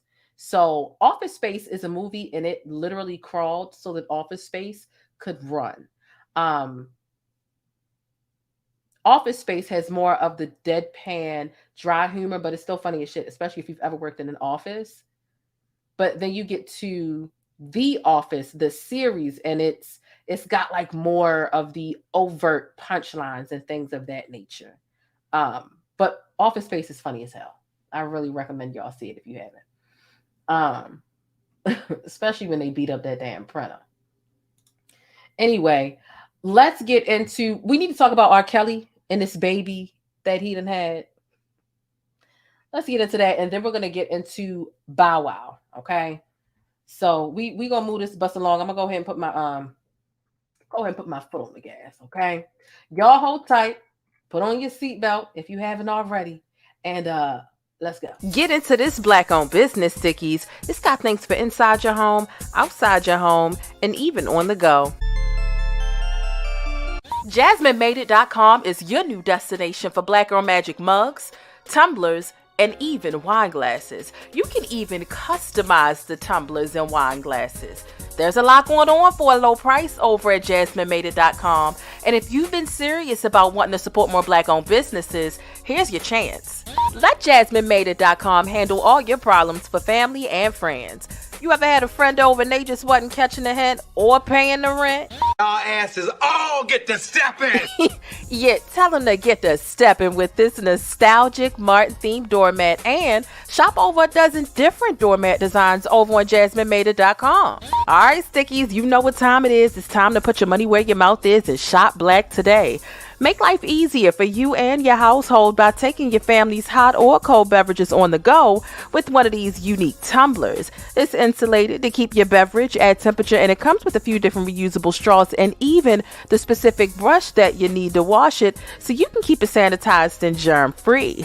They've got all kinds of designs to match your mood or style. So grab something for your wife, the hubby, or even the kids over on JasmineMadeIt.com. That's JasmineMadeIt.com, and I'll see you over there.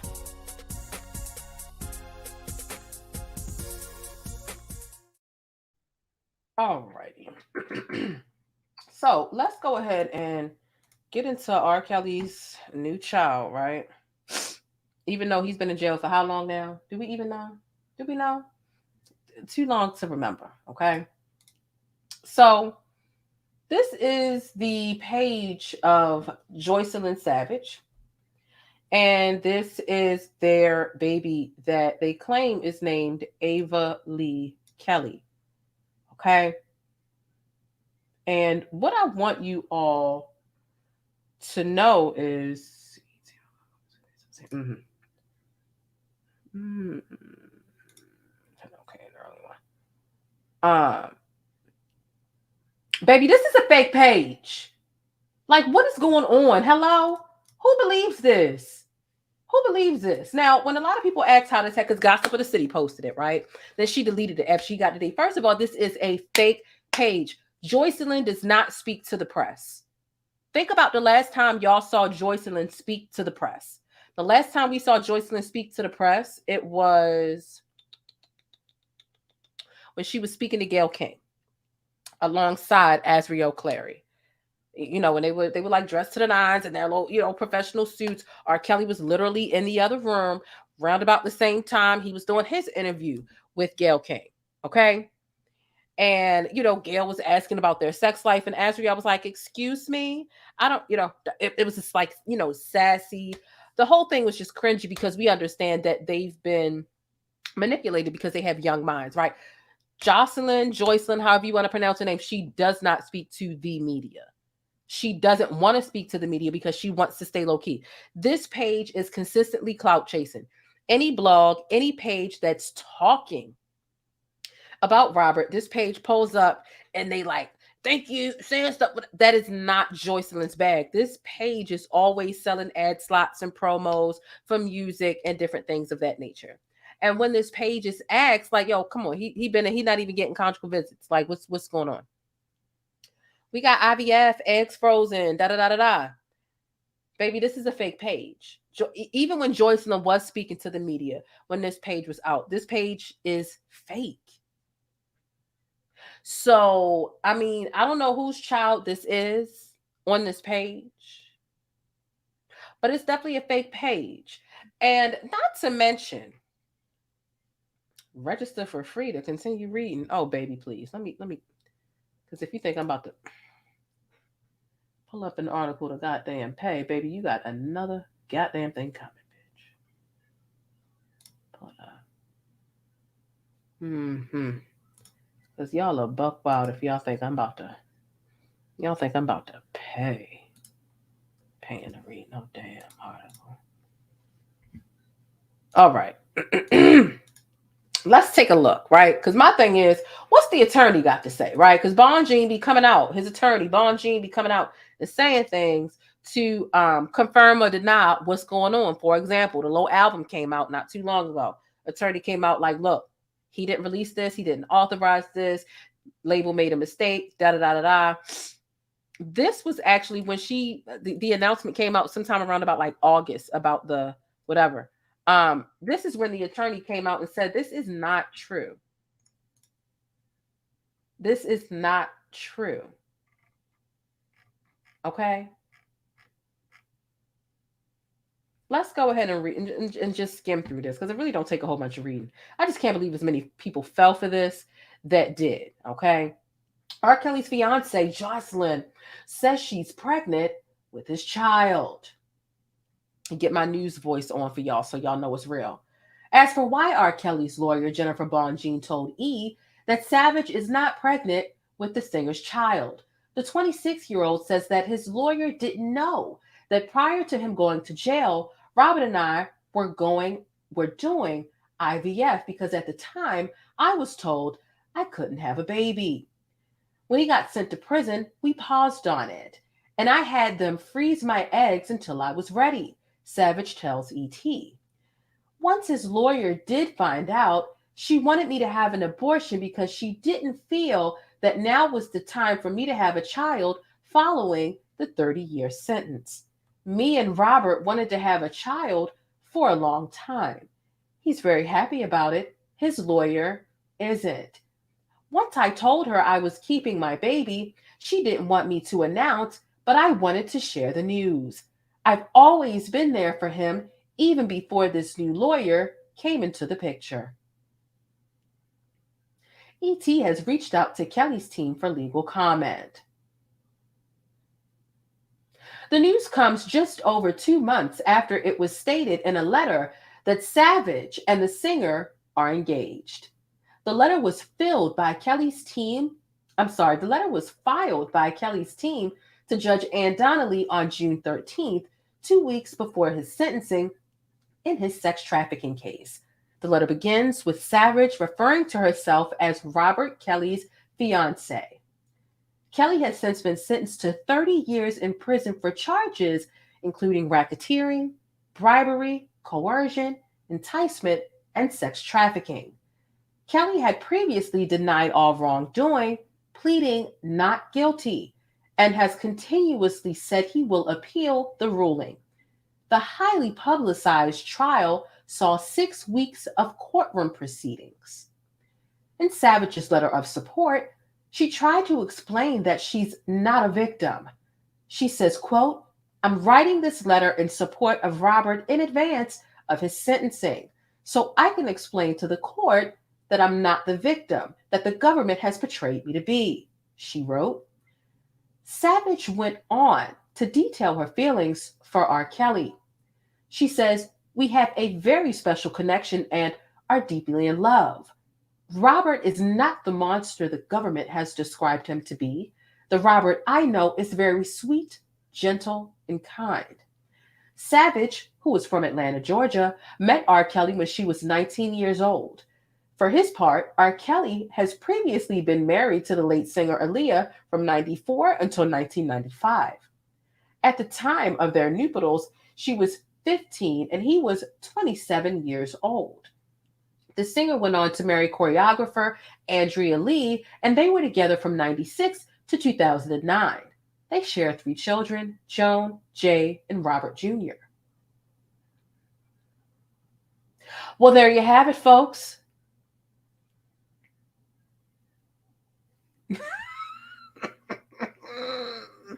There you have it, folks. That ain't no damn baby. Y'all know that episode of Martin when they went to Chilligan's Islands off the back of the cereal box? That ain't no damn puppy. That ain't his damn baby. What is wrong with y'all? Please. I'm mad at the anchor lady voice. Go sit in the corner. You got it. Tyra coming up next. I really need to go work at a news station somewhere. But in the meantime, let's go get Tyra. But you're not. Stop it! I have never in my life yelled at a girl like this. When my mother yells at this, it's because she loves me. I was rooting for you. We were all rooting for you. How dare you? Learn something from this. You go to bed at night, you lay there, and you take responsibility for yourself. Here we are. Someone said I thought the child's name was Joanne, not Joan. Well, one of R. Kelly's, one of them went through a transition, like a sexual. I don't keep track of his. I keep R. Kelly's children honestly separate from him, so I don't follow them, and I don't feel the need to put up the details of them, and I don't talk about them much at all because I don't feel like it's right that they have to be connected to this sick freak. But I do know that one of them did go through, a transition. I don't know if it was from assigned male at birth to woman or assigned female at birth to, I don't know. I don't know which one it is, which child it is, and I don't know which way the transition went. But So I don't know. That could have something to do with the name difference. I don't know. And I really feel like it's none of my business because them children, they have nothing to do with his nasty ass. So I don't know. I'm not sure. So that's that. So you gotta add Young Thugger Faye from court to your time video. Send it to me. Send me the clip. Send me the clip and I'll add it. I should work for Court TV. Child. See, there you go. I told you I was gonna cuss you out. You lucky I even got up to do this video. You on thin ice. I'm on your bumper all day tomorrow. I'm just letting you know. So that's R. Kelly and his name. Moving on, because why would R. Kelly even be? Joycelyn does not like the public eye. She tries to stay low key. The last time we heard anything from Joycelyn was against her will when her and Azriel were fighting. Remember, Azriel and her, they were fighting. She was packing her bag trying to go. She was trying to take one of the Grammys. They fought. Azriel was recording some of it. And Joycelyn got arrested and there was a mugshot or something like that. Other than that, Joycelyn, I don't even really believe that the book, even though I read it and we did the thing backstage with the Joycelyn book, I don't even believe that Joycelyn wrote that book. To be honest, I believe that the same person that's posing as her behind this Instagram page, I believe that that's who wrote that book. But it's a whole nother thing. Y'all do know. He know who he is. Rashida, they know who they are that's on thin ice. I do know that, there's another Surviving R. Kelly coming out on January 2nd. Baby, when I tell you, when it come on, I'm going to be taking notes. I'm going to be ready and everything. And I'm going to have my stream literally set up for like 45 minutes after it go off. I'm going to be ready to review. I thought the Surviving R. Kellys were done. I really did. But I'm going to watch it. And I'm going to review it. Because y'all know when it comes to R. Kelly, I'll talk about it if it's worth it. We need to transition into discussing Bow Wow and this whole thing. Let me just say, in the midst of this transition, right? I'm going to do this transition and then I'm going to say something. On your wrist of plain Jane. You're tuned in to Jane, the plainest Jane. Be sure to thumbs up the video and subscribe, and let's get into it.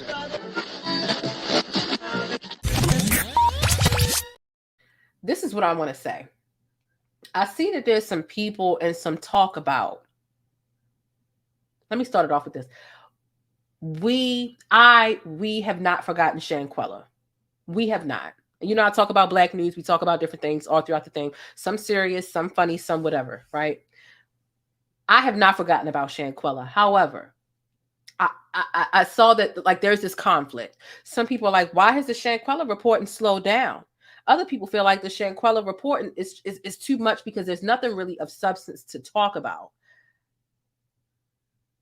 That's where I'm at with it. I would love to continuously report on Shanquella, but there hasn't really been anything of substance to discuss. So I see the conversation. Oh, y'all just forgot about Shanquella? No. But I would rather people slow the discussion about her as opposed to throwing her name into any of which title and either making up stuff or having side conversations off of the back of her. Shanquella is still, I feel, in all of our hearts. In all of our hearts. And I just wanted to address that because I did significant coverage on Shanquella. I haven't forgotten about her. I'm always searching for updates. But the last thing we need is fake news and people just rushing to clickbait based off of her name. I don't think that that's right. And that was just on my heart. I literally wrote it down on my notepad to mention somewhere in this video. And I think I meant to put it in the beginning, but I just wanted to let y'all know. I don't think any of us have forgotten about Shanquella, but I can appreciate the slowing down of the news because there haven't been any real updates that are of substance. Now you got people picking apart her family. You got people picking apart the GoFundMe. Who created it? Oh, the father didn't approve the GoFundMe, but I don't feel like that's worth discussing. When we get an update about somebody being held accountable, a new or a different autopsy report, or something like that, cool, let's talk about it. But trust and believe, nobody's forgotten about Shanquella. At least I haven't over here. If you haven't already signed the petition is linked down below in the description box. There are some action steps if there are still things that you want to do behind the scenes. In the meantime, in between time, while we don't have any updates, there are things, people you can be calling, people you can be emailing in order to keep the pressure on behind the scenes and let people know that we have not forgot. The reporting has stopped, but that doesn't mean that what we can be doing on the back end has to cease. I just wanted to let that be known, okay? I just had to get that out the way because it was on my heart to say. So yeah, right. There's nothing to talk, you know, unless you want people just making, and I do see people making stuff up, and I'm just like, where are you getting all this from? Like people making 20-minute videos a day about random information that they can't even, like, where'd you get that? No source. No, I feel like they're making it up. I'm like, I can't report on that because I don't know where you got it. Nobody's reporting on that. I'm not about to sit up here and tell lies off of her name just to keep it a lot. Like, that's crazy. That's crazy. So yeah, ain't nobody forgot about Shanquella. I just wanted to say that. Okay. So, let's go ahead and get into Bow Wow. That's where we are with this. We need to get into Bow Wow. And then looks like I'm not going to get to sleep until 4 o'clock this morning too. Okay. I see. Jermaine Dupri did not start 106 in Park. Let's go ahead and say that. Jermaine Dupri, you did not make 106 in Park. And I appreciate Bow Wow kind of like telling you about yourself because, like, what's wrong with you? What's wrong with you? So let's go ahead and start here. And I'm not going from all 3 of their pages, from Bow Wow to DaBrat to Jermaine Dupri. Then you got comments that were left from Free from 106 in Park, from the actual creator of 106. I'm not going to all 5 of their pages, baby. We're going to keep it simple. The neighborhood talk has a nice carousel of receipts. Okay. And we're going to use that. All right. Give me 1 second. All right. Let us start here with JD Lana. He got a nerve to be just bald-headed and lying. It's something about being bald-headed and lying that just do something to me. Like, how you ain't got no hair and you lying? I don't know. It's just a weird combo to me. It's just, it's weird. Jamal, I'm gonna get you together real quick. You my homie, and I love you. But let's go through the receipts, and then I want to hear what you say. Okay? Because he didn't create shit. He might have had an idea, like, I want to put Bow Wow on TV, or I want Bow Wow to be on 106, but he did not create 106 in Park. Oh, what's that? Oh, you can do a little do not. You can get through somebody do not disturb. See, I don't be disturbing people. Okay, James. Okay. 106 in Park was created by me. I created the show for Bow Wow. Sir. I was watching MTV, and MTV had TRL, and they was catering to NSYNC, and they was catering to Backstreet Boys, and anything white that was coming out that was pop, they was allowing these kids to scream and holler at them. And I'm like, yo, we don't have nothing for black people. Like, where's the black kids that love music? Why don't they have a show like this? So I called Stephen Hill and I say, yo, I got an artist. We need to make a show just like TRL. He said, what's the artist? And I said, his name is Bow Wow. Of course, he was like, I don't. You know, everybody challenges what I'm saying. Yeah. Mind you, they wasn't going to put Bow Wow on TRL like that because he was a rapper. He was a black little young boy rapping, but he also was 12 years old. Nobody on TV was 12 years old anywhere creating this type of pandemonium, right? I went to Stephen Hill and I'm like, yo, we need this show. We need this show. We need a show on BET that shows black artists like this. 106 in Park was created by me. I created the show for Bow Wow.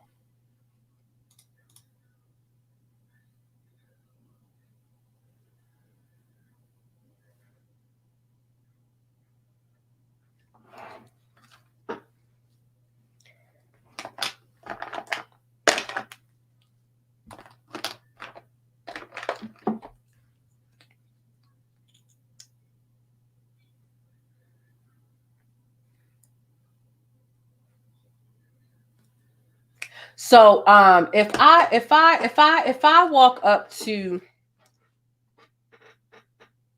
Fox Soul right now and I say, you know what, I want to show for me and my cat. Or no, I want to show for me and my little sister, because that's very specific. I want to show for an artist like no, take me out of it, because when you creating a duo, that's different. When you say like I want to show to put this person on, I want to show like that. And creating for you to say I want to put Bow Wow on TV. I want to put Bow Wow on, for you to go to BET and say I want to put Bow Wow on TV, and for you to did you formulate like did you formulate anything? At this point, JD has never came out and said, you know what, BET did 106 in Park and kept me out of it, never paid me. I was never on the credits. How long has 106 been around? And he ain't never said nothing about nothing. So he wants the credit. He don't want he wants the clout. He don't even want the credit because he's never gotten the credit. JD's name has never been on or part of 106 in Park. All he knew is I want Bow Wow on TV. BET, can you make some room to put him on TV? That's not creating a show, buddy. And if it was creating a show, JD is a businessman. I'll give him that. I'm not trying to make it seem like he's nobody. I'm not trying to make it seem like he's nobody. What I'm saying is there's a difference between going up to a network and saying, hey, yo, make room for him. I think he deserves to be on TV. He's hot. There's a difference between that and creating a show. It is. So let's keep going through these receipts. Good question. So why wasn't he the first artist on there? It would make his claims a little more valid if Bow Wow was the main spotlight artist on there. He was none of those things. Not in the beginning. When Bow Wow became Mr. 106, how many changes? How long ago? We went through AJ and Free. We went through Roxy and Terrence.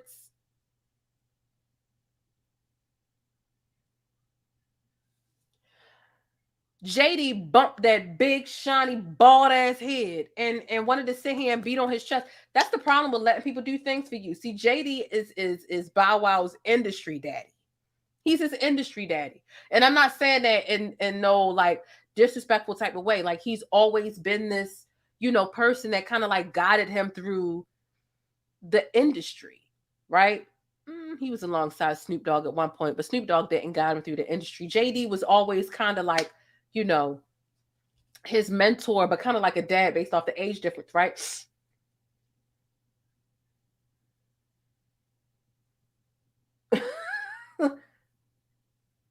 Let's continue to go through these receipts, child. Let's continue. So here's the problem. When Bow Wow spoke up, Bow Wow said, JD ain't create 106 in Park. Stop the cap. Stephen Hill, Rick Grimes, and all the great people in the BET office and staff created that show. All I did was capitalize off of what they created and made it mine. I would know. I'm Mr. 106. I would never take away from someone's creativity. And that's the truth. Because having an idea of wanting Bow Wow on TV, on that network in some capacity, and creating the whole stencil and model and framework of a show are two totally different things.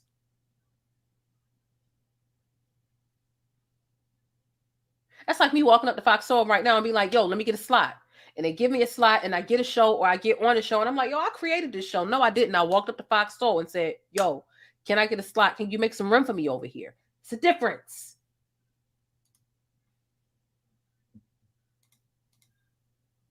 Here we go. Here's the beef. So, here go to DaBrat. He hasn't and never would discredit BET executive. He discussed creating 106 in Park before it was created so Black people could have their own TRL. No cap. If this what you want to do, let's effing go. Pull up, little nigga, with your disrespectful ass. So ungrateful. You know what? And this is the part. Before I even get to her caption, ma'am, I get it. You're a masculine woman, although you still got some femininity to you, DaBrat. But For you to ask Lil Bow Wow, pull up, let's go. Now, if he pulled up and threw hands with you, you would have a whole problem. Because you were born with a vagina, he was born with a penis, despite how masculine you may be. Or what, like, put on, right? It's not that deep. It's really not that deep. And even you walking up to BET and say, yo, let's create a black TRL and put Bow Wow on it. If that's the case, you didn't create the show. That's like Seinfeld saying, yo, not Seinfeld, I'm sorry. That's like Friends saying, let's make a white living single. Well, then you didn't create the fucking show. You stole it from us. Mind you, Living Single was trending today because there's this whole episode that Friends ripped off from Living Single. But that's a whole nother conversation. But nonetheless, for you to walk up and say, let's make a black TRO is still not you creating and sitting down and doing the work and sitting in them offices and creating the framework of what 106 and Park was, because there were some differences between 106 and Park and TRL. So you walked up there and said, let's make a black TRL and let's put Lil Bow Wow on it. And you think that's you creating 106 and Park for Bow Wow? It's not. If so, your name would be on the credits and you be getting checks from it.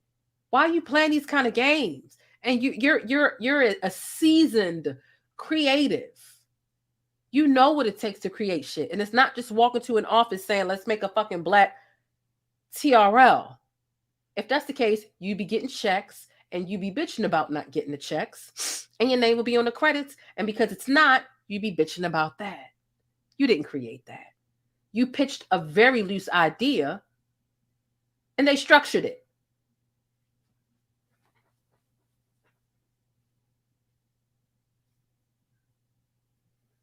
If you really want to get this feisty about it, to ask BT for some money and let them laugh in your face the way I'm laughing in your face, because it's a joke what you talking about.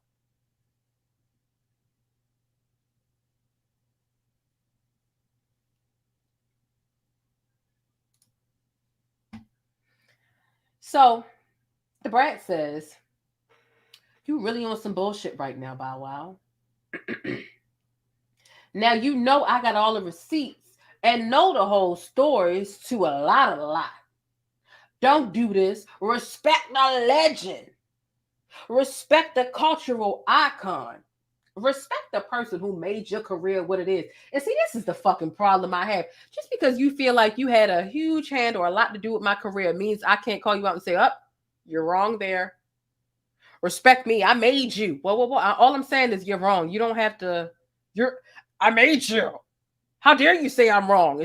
It's giving Master P, Lil Romeo. I made you. Where would you?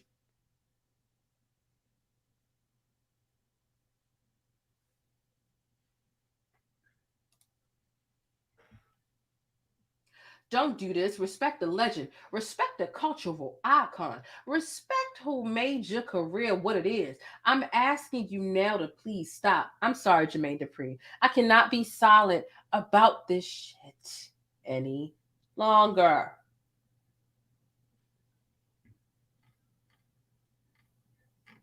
Again, how is calling somebody wrong or incorrect? How is that disrespect? Again, the older generation, when they feel like they done gave you something, I made you. You disrespected me. Accountability or saying that you're not right now is not an attack. And it's not disrespect. Y'all got to fucking chill. Y'all be getting triggered. And see, y'all hate words like trauma, triggered, but that's what y'all be. That's why y'all baby boomers and shit need to get hit with the new way of being self-conscious and aware of what you're going through and what you're feeling and what you're experiencing. But y'all don't give a fuck about feelings, but y'all sure do get in them a lot. Woo! Woo! See, y'all see when the younger generation that y'all done gave something to, he made you. Y'all can see when they in they feelings, but you can't feel when you and y'all. Get it together, baby. Here she go. Man, what the fuck? Girl, calm down. Man, what the fuck? I really don't have the time or patience for this shit, but I got both today. Bow, what I can't let you do is discredit my big brother JD, who you called your dad for so many years, that is pretty much the role you get. I'm sorry, grammatical errors bother me. Y'all see how she spelled role? Girl, you ain't got nobody to proofread your shit. Girl, that's not how you spell. Girl, that's roll a ball. Not like a role, like the role you played in my life, which is ROLE. Ooh, this grinds my gears. Oh my God, let me bring it back. I know she not out here trying to call somebody out being mad illiterate. Ma'am. Okay. Not, girl, oh. What I can't let you do is discredit my big brother JD, who you called for your dad so many years, because that is pretty much the role you gave him. And instead of saying, hell no, he rocked with it, you are being so rude and disrespectful to the person who believed in you, nurtured you, made you a complete star, wrote all your hits, accepted the challenge when Snoop brought you to him. He's never done anything to you but help. I ain't finna let you drag the most non-confrontational person who loved, cared for you, and spoiled your ass for years. He isn't and never would discredit BET executives. He discussed creating 106 before it was created so Black people could have their own TRL. No cap. If this is what you want to do, let's fucking go. Pull up, little nigga, with your disrespectful ass. So ungrateful.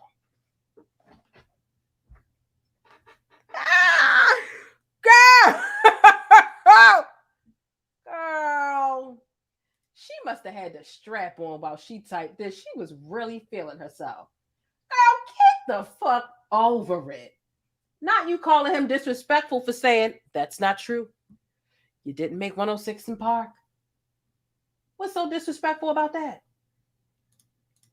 What's so like? Why do y'all not even his parents and y'all taking on this? You're so disrespectful for disagreeing with me and calling me wrong. I gave you, I made you. How can you not agree with me? How can you call me wrong? He's wrong. Easy. He's wrong. He's wrong. He didn't make it. He walked up there with the rubber band. Boom. Let's do a black TRL. That's not. Why do I gotta explain this shit? Did you sit there and you find too? Because that's a difference the way Black artists show up and perform, and the transitions and our banter and the way we go from thing to thing. TRL, they literally stood up the whole time. It was uncomfortable. It was cringy. That's what they do. That's their culture. See, us, we had a couch. We had this a different way. We did the countdown. Yeah, it was a countdown show with performances, but there were vast differences in the way that it was presented, and it had to be fine-tuned. JD didn't want to put in that time. He didn't want to sit in that office and work. Why he bitching about money? He bitching about trying to hold something over. Bow. I made this for you, Bow. I made 106. So you're not bitching about the money. You're not bitching about the credits. You bitching about trying to dangle something over my head so I can bow down. Yeah, you made BET for me. But you didn't.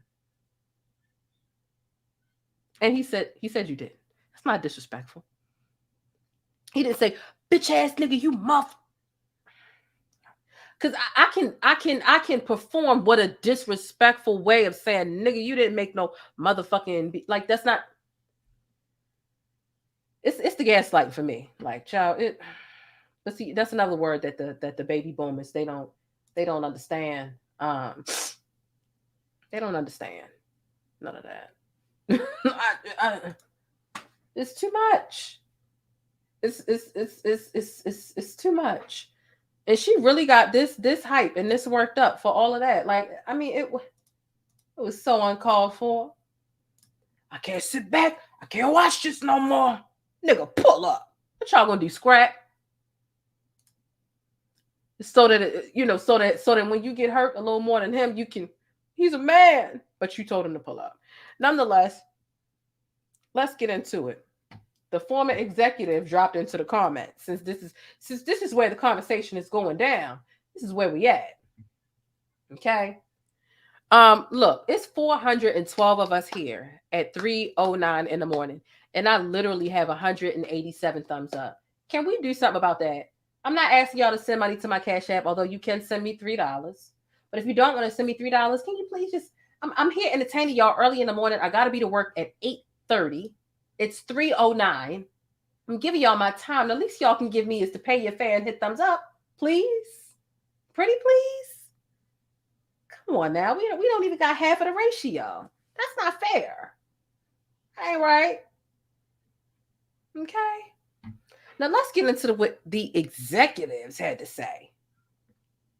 Ooh, former BET executive says Jermaine Dupri is overstepping by claiming that he created 106 in Park. Now let's get into it. He said, yeah, our memories on how 106 in Park was created differ greatly.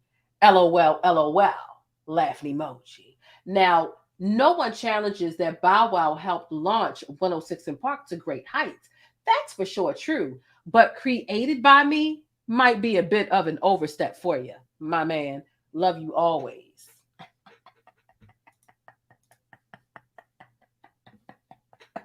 Okay, so Bow Wow was wrong and you want to beat him up. DaBrat, where's the energy for this guy? You want him to pull up too? You want to cuss him out and write him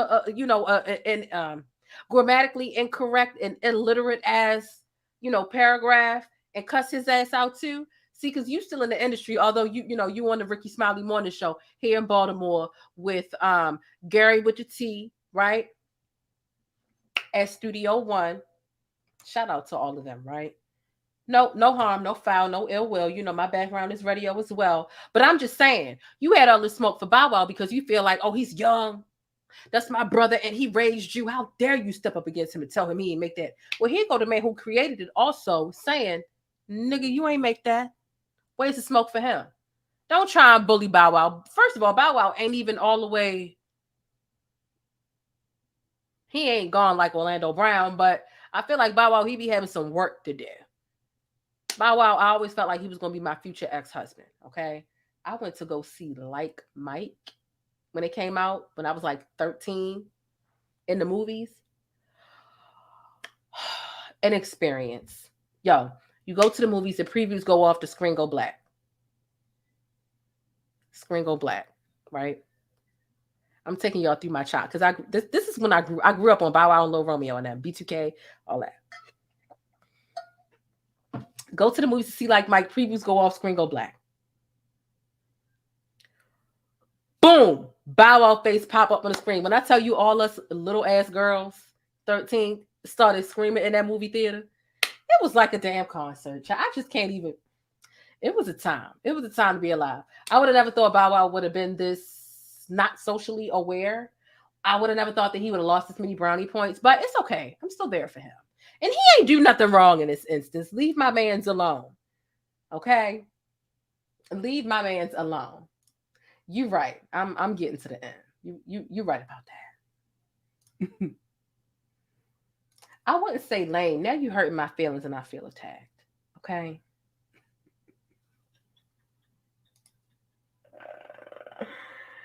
Look, that Like Mike movie, it was the ish, okay? Bow Wow was the definition of a heartthrob. But anyway, but wait, there's more. There's more. No, it's okay. I'm just joking. I'm joking, Sunflower. No, but that was my guy. So there's a little bit more because Free, you remember AJ and Free who used to host? Here's what she got to say. So Free pops in the comments, right? She says these comments are hilarious. They said, don't let DaBrat see this. That's what I said, because DaBrat had all that energy for Bow Wow, but why she ain't got the energy for these executives and things of that nature? Because she feels she can play with Bow Wow and hold her strap out and have a pissing match with Bow Wow or something. Why does DaBrat feel like she can have a pissing match with Bow Wow with her strap, but she can't do it with the executive?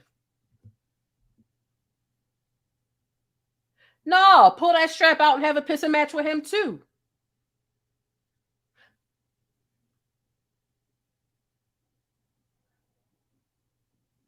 Sure. You ain't lying, you ain't lying, you ain't ducking like I'm ducking, you ain't bumping little homie, you ain't fresh as I'm in, you ain't big whippy. I don't care. I don't care. She did this on social media and he wasn't even disrespectful. So if she feel like it's disrespectful to say you ain't make 106 in Park, then she need to have that energy with everybody that say JD ain't make 106 in Park. So I want to see the pissing match between DaBrat and this man too. Hey, let's do it. Since she want to have a sword fight and a sausage party, let's do it. She not keeping the same energy. I don't like that. I don't like that.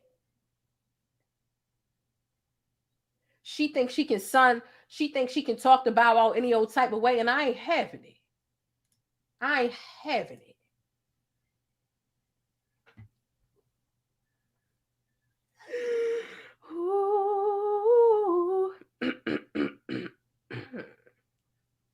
That's all I'm saying. Keep that same energy. I just don't be trying to sun Bow Wow, sun everybody. She got all this macho energy, like she can go toe to toe when any nigga go toe to toe with that man too. And that's on period. I'm just saying. We have to be the woman to step up and defend him. Exactly. Exactly. I'm going to defend my man. I'm going to defend my future ex-husband. Okay? No, DaBrat, she was definitely tripping. She ain't pull up, little Nick. Girl, what is you in Boys in the Hood or Friday? Like, what's really going on?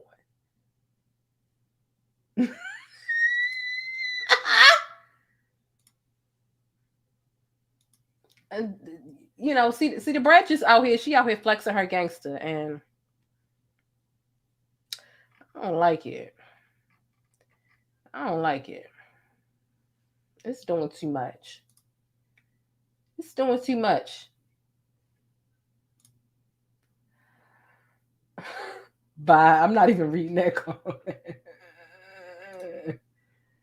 She comes jumping in looking crazy, jumping in hot. It's giving bananas. I got receipt. Where the receipts? Where the receipts that JD made BET?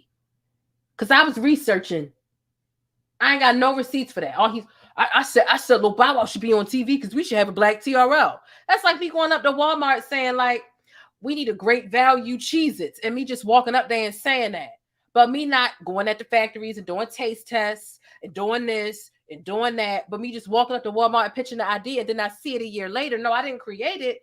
I pitched the sloppy idea and I wasn't there for any of the manufacturing and the curation of it. Stop playing with me. How is it going to hold up to its competitors? What's going to be the differentiating factor, despite the fact that it's literally a generic or a knockoff of the other? Like, stop it. I've got examples for days. Like, don't get me started on my marketing background. That's not how the creation of something goes. A lazy idea and following an idea all the way through are two totally different things. Don't do me.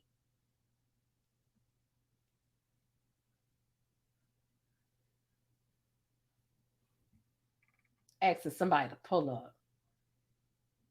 So he can pull up and so that DaBrat and Big Booty Judy, the real Judy, with her kaleidoscope drops, can come out and bank them. With all that ass Judy got and DaBrat and all her, you know, mustered up, manufactured masculinity that she's mustered up over the years, over Lil Bow Wow, and they can just overpower my little mans. Nah, man. That's not right. It's not right.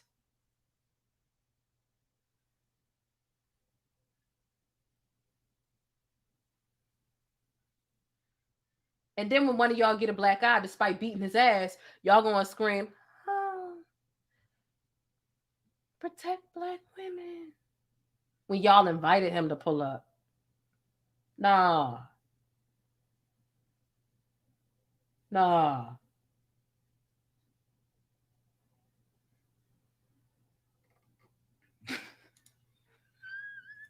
I'm wilding out, yo. I'm really wilding out right now. Don't pay me no mind. No, but pay me mine because I'm dead ass though.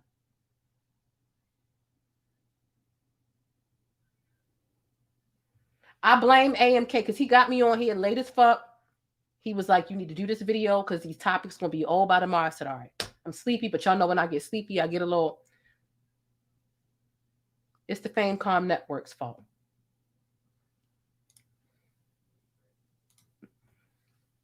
Get out of here.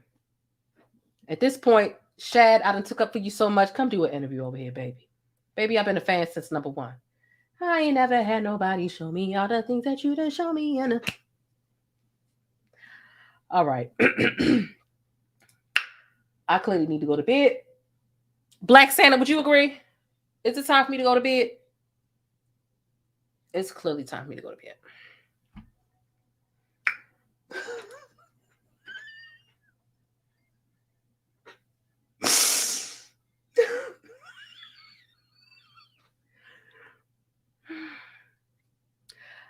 I'm going to have to skip the next story. I'm going to go ahead and I'm going to edit this motherfucking title because I can't even get to that last story because I have got to go to bed.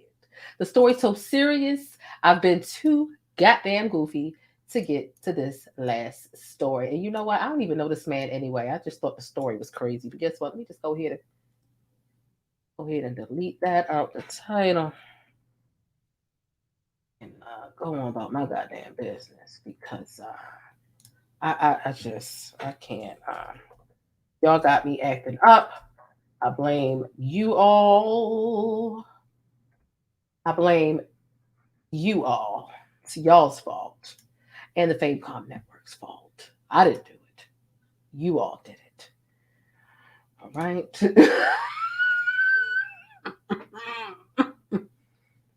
Okay. Don't get me to sing any other Bow Wow songs. Y'all remember when we really thought that Bow Wow and Sierra was about to be together? Like, she is not bending down to kiss him all the time like that. Like, it's not happening. Let me hold in my arms and my arms. I mean,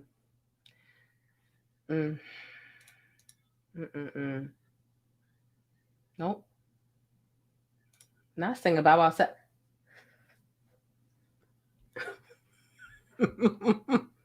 Shorty like mine. Y'all trying to have me out here looking crazy. No. I do have a song for y'all though. Hold on. Tag Shad. Tag Shad Moss, y'all. At Shad Moss. Where the comments at? Baby, come on in here. I'm up here taking up for you while you sleep. In your sleep. That's what a good woman do. That's what a good woman do. She take up for you when you sleep. You ain't even got to ask. You ain't even got to ask. You even got to ask. Okay? Wait, hold on. I like them GHETTO. Don't get me started, please.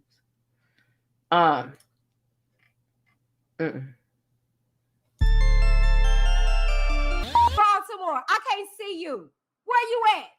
Yo, telling me with this. I can't help. I'm here. I'm Robert.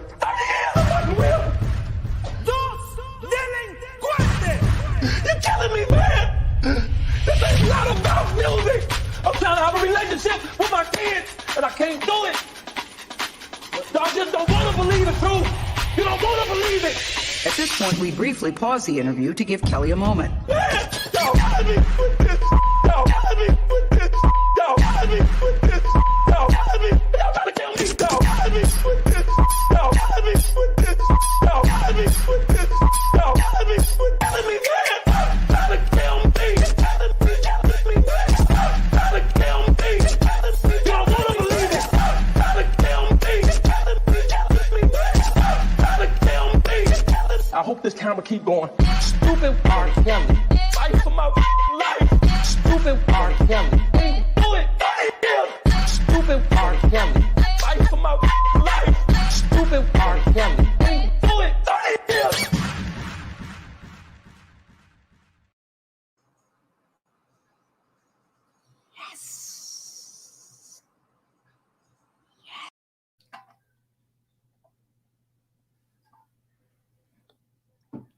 I ain't messing with y'all. Y'all trying to get me to act up. I'm just in here holding it down for my mans. Because I'm not letting DaBrat or Big Booty Judy or that bald-headed lying ass Jermaine Dupri trash my mans like that. No. It's not happening. We made you. No, you didn't.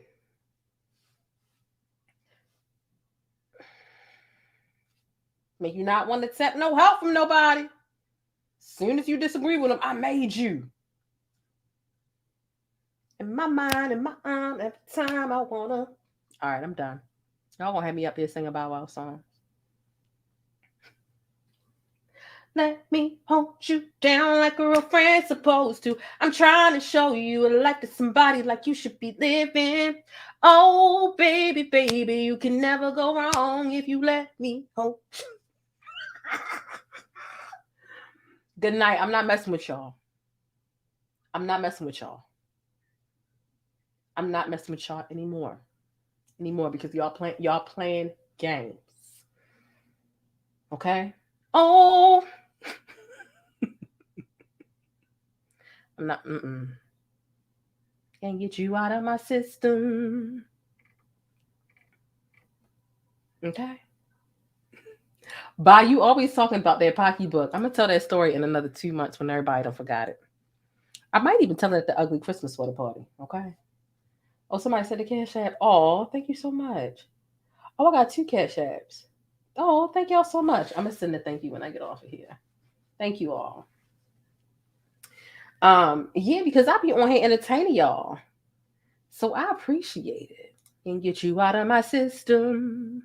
Y'all remember when you was like young listening to serious songs about like real heartbreak, whether they be from young artists or old artists?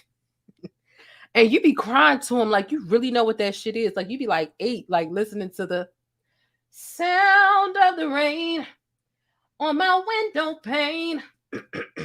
It's slow. Like, and you be listening to that shit and you be like crying like you really know what the fuck that type of heartbreak is, and you don't. But see, them songs, they just touch your soul. It don't matter how old you is. Music is a really special place for me. It really is. I'm about to get off here because now y'all got me just talking about music.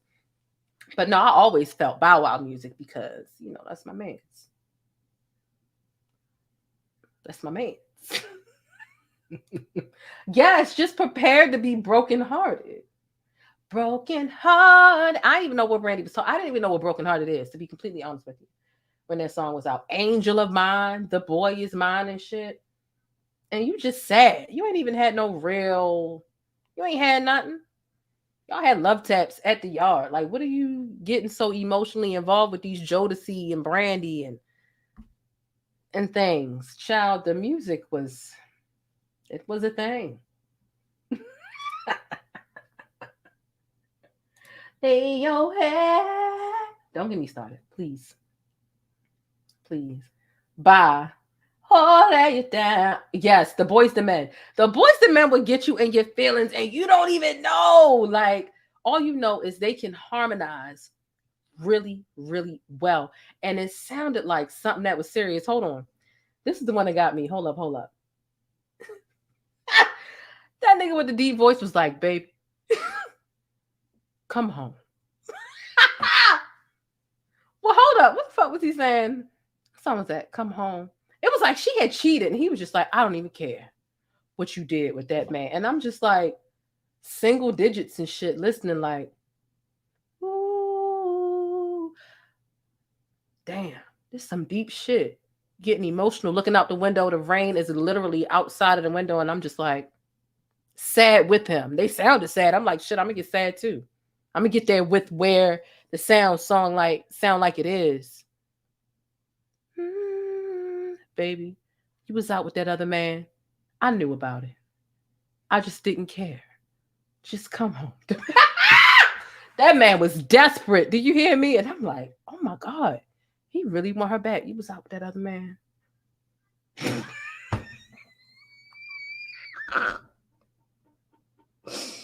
Child, me was like, you need to go home to him because he don't even care. If the song sounded sad, I got sad. If the song, I shed tears about a song. I didn't even know what the fuck they was talking about. I just felt their pain. Yeah, that's what it was. It was End of the Road.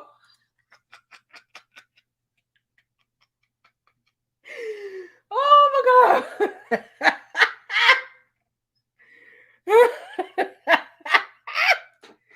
Close your eyes, make a wish, make me cry too. Close your eyes, make a wish, and blow out the candlelight. But tonight is just, we're gonna celebrate. Oh, pour the wine, light the fire. Girl, you wish it my command. I submit to your demand.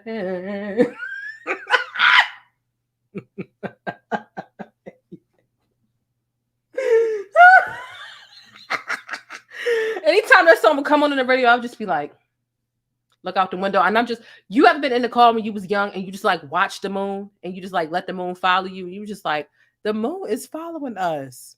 But sometimes it'd be like, this is exciting. The moon is following us. But if a sad song came on, it'd be like, the moon is following us. And this is so sad, this song and the things.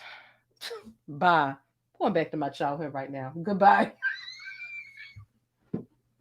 Y'all got me cutting up. Y'all need to go to bed.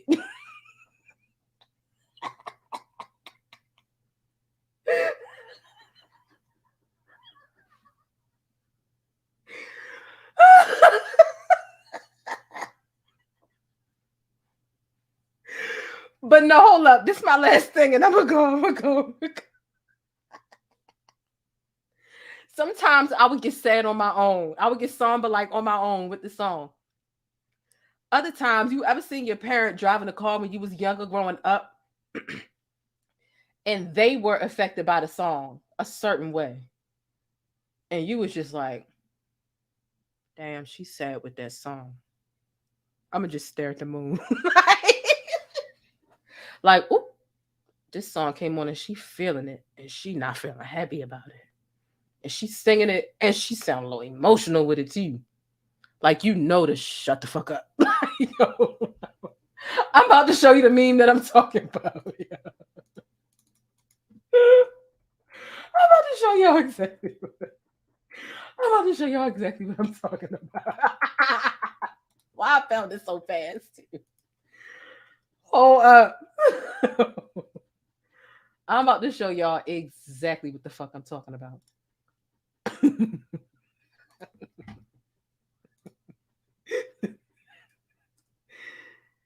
This is what I'm talking about. This is what I'm talking about right here. You seen your parent get emotional about a song when it came on the radio and you was like, oh shit. Oh shit, she really feel this shit. Oh, I'ma just sit back here and just stare at the moon. She in her zone. Let me just fuck with the moon.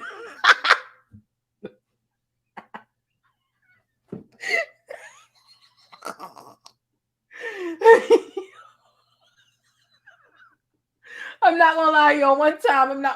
This one time we was in the car, and I'm older now, and I'm like, why did that song do that to you? It wasn't even a romantic song, yo. When I tell y'all what song it was, yo, I'm not even lying. It was "We Are the World, We Are the Children" by Michael Jackson, and she just like she was singing it with just tears, like, and I was like.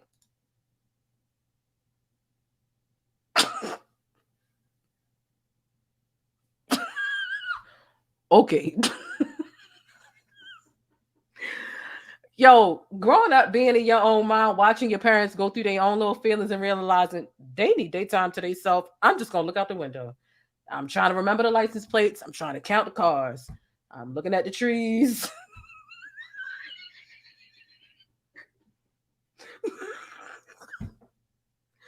Bye. Y'all gotta be acting a fool on here.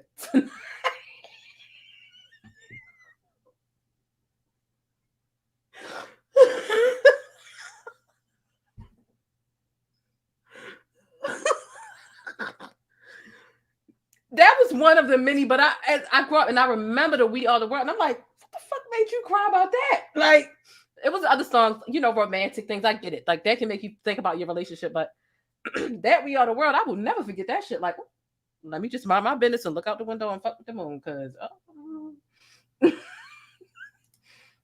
and see, I was the only child. It's not like I had a sibling to like play with or take my. I just had to be in my, and that's why I cracked myself up so much, because I've always had to make myself laugh and find my own sense of humor, child. I was the only child.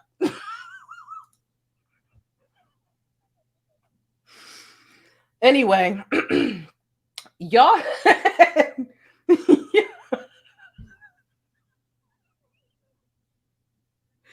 Michael Jackson said, "What? What about elephant?" Don't get me started. Don't get me started.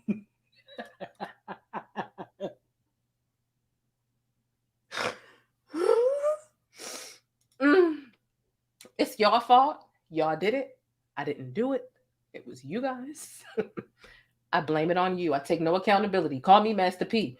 I blame y'all for loving me so much to make me be so goofy. It's not my fault. Not my fault that I was this goofy. It's your fault that I created an audience, and I don't even know how to be that delusional and dysfunctional as a goddamn. I don't know. But y'all got me this goofy, and that's just the bottom line. Okay.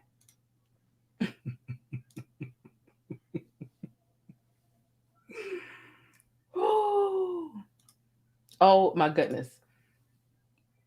Anyway, bye. Because y'all are out of pocket. It's y'all. Call me Master PCP. Okay. I don't know what made me get this way, but it's not my fault. It's y'all fault. And that's on period. Look. If you have not hit thumbs up already, I think y'all cured my sickness. No, dead ass. Last video, I felt very sick. This video, I kind of feel like I'm not really, my throat's not scratchy. I'm not coughing. I'm not sneezing. Y'all might have cured me a little bit, low key. Okay. I like what y'all have done to me. It's not my fault. I'm not taking no accountability for being this goddamn goofy. Thank you. Thank you. I love y'all. I know y'all can come talk to me anytime. Good night. I'm too goofy. I've got to go to bed. Thank you so much. It's late. Lo and behold, the one who told me to do this live dropped off like 40 something minutes ago. They're not even here to see what came of this. I'm going to cuss them out tomorrow. Y'all just wait. Y'all just wait. We're going to be in the Discord and I'm going to cuss them out. I love y'all so much. Make sure you hit thumbs up if you haven't already. If I made you crack up at all, if you're in the bushes, if you didn't comment, make sure you at least hit thumbs up. Make sure you subscribe. There are plenty of people here. I'm sure out of all of the like 380 of us here, all of y'all may or may not be. All of y'all may not be subscribed. Make sure y'all subscribe because, I mean, I'm typically goofy all the time. I didn't think I was going to be this goofy in this video because I was tired as fuck before I started. I almost thought I didn't want to do it. And I was almost stomping my feet to do it. I'm like, it was just late. And I just was feeling really, really, really tired. I had no clue I was going to liven up like this. But I guess it's just what I do when I come on and I fuck with y'all. So it is a joint effort. The energy is kind of like a thing that we feed off of. So I'm glad that y'all are here. All of my stickies. I fuck with y'all. Y'all fuck with me. I don't know why I thought I wouldn't get goofy or come alive, but I definitely did. So I love y'all so much. Y'all stay beautiful, black, and blessed. Remember, it is not too late. It's almost the end of the year. It is not too late for you to turn your mindset around and tap into and transform your mind into the mentality that you want and that you deserve going into the new year. You might feel depressed. This is definitely that season where seasonal depression taps in. There's a lot of stuff going on right now. You got Christmas shopping, family stuff. Everybody don't necessarily get along with their family, go around their family. It's just that time of year where a lot of people become seasonally depressed, whether they know it or not. It might be subconscious. But just remember, outside of all the stuff that you're committed to with your family, your friends, shopping, and obligations, you still have a responsibility for yourself. We're going into 2023. If your mind isn't where you want it to be, you still have time to turn that around and to really assess what you want to do different next year. Like, don't let yourself feel like, oh, today is the 20th. There are only 11 days left in this year. Like, damn, I'm going into 2023 all fucked up. My mental health ain't right, whatever. You still have time. You still have time to tweak and refine that. And I had to remind myself of that. I typed it out on Twitter today. I type a lot of my affirmations out on Twitter before they make it to my sticky notes and the community tab and everything else. That's why it's so important for y'all to follow me on Twitter. But I have to remind myself of that because I have a lot going on right now. My mental health it's not exactly where I want it to be. But you know, I'm a work in progress and I can't just give up and be like, well, my mental health isn't where I want it to be and just like stay stagnant and like stay where I am. So you still have time and every day write on a sticky note, literally write on a sticky note. What are you trying to change? What are the top 2-3 things that you want to stay focused on, that you want to do, that you want to change, and take it one day at a time. And look, we're in the last 10 days. These are the days where it's really important. Make a to-do list, even if it's just 2 or 3 things every day, and stay there. Is it task orientation? Is it eliminating distractions? This is an impromptu sticky note. Is it holding yourself accountable? Is it when you get up in the morning and writing out 3 things and you get to the end of the day holding yourself accountable? Did I do these 3 things? Did I not? Did I do 2 out of the 3? Am I carrying on one of the things that I didn't get done yesterday over to the next day? Get into your own mind before you let this season. You got New Year's going on. A lot of people, I'm going out for New Year's. You got to do Christmas shopping, New Year, Christmas Eve, all the stuff with your kids. You can lose yourself in everything that you're doing and you're giving to other people. Don't forget to think about yourself too. And don't forget to think about the mentality that you are carrying into the next year. Don't forget to think about that. And you still have time to tweak that. Okay? I love you all so much. I've had to literally force myself to find time to love myself and work on myself as well, despite all that I have to work on and all of my obligations right now. It gets hectic, but you have to fight for the time for yourself, to change yourself, to hold yourself accountable, and to make sure that you create the time and the space to improve who it is that you're trying to become. And a lot of times the beginning of the year is it for a lot of people. So I love you all so much. I love you all so, so much. Okay. My scales, it's a lot of stuff off, but listen, don't feel like it's impossible. You still have time. And as long as you feel like it's possible and you take it one day at a time, especially with 10 days left, it's not impossible. 10 days is low key a lot of time to try to get a new system into place. 9 days of discipline is a great amount of time to really go into the new year. Like, look, I've been doing this for the last 10 days. Let's see how long I can make this last. Right? And holding yourself accountable is a big part of the key. Okay. So I love you all. I'm going to get off of here. I'm glad a lot of y'all needed that. I'm glad. That was a really random impromptu sticky note. I didn't even realize. Y'all know that is a part of my format. But it is what it is. I hope y'all have a good night. I'm getting off of here. And I will talk to you all later today. Especially if y'all fuck with me on Twitter. Talk to y'all every day on Twitter. Deuces. But that's it. If you want to catch more of my commentary on Black culture or vital and trending information, be sure to subscribe by hitting that little circle in the middle of the screen, or I'll catch you in one of these rectangles to the right in another video. I'll see you there.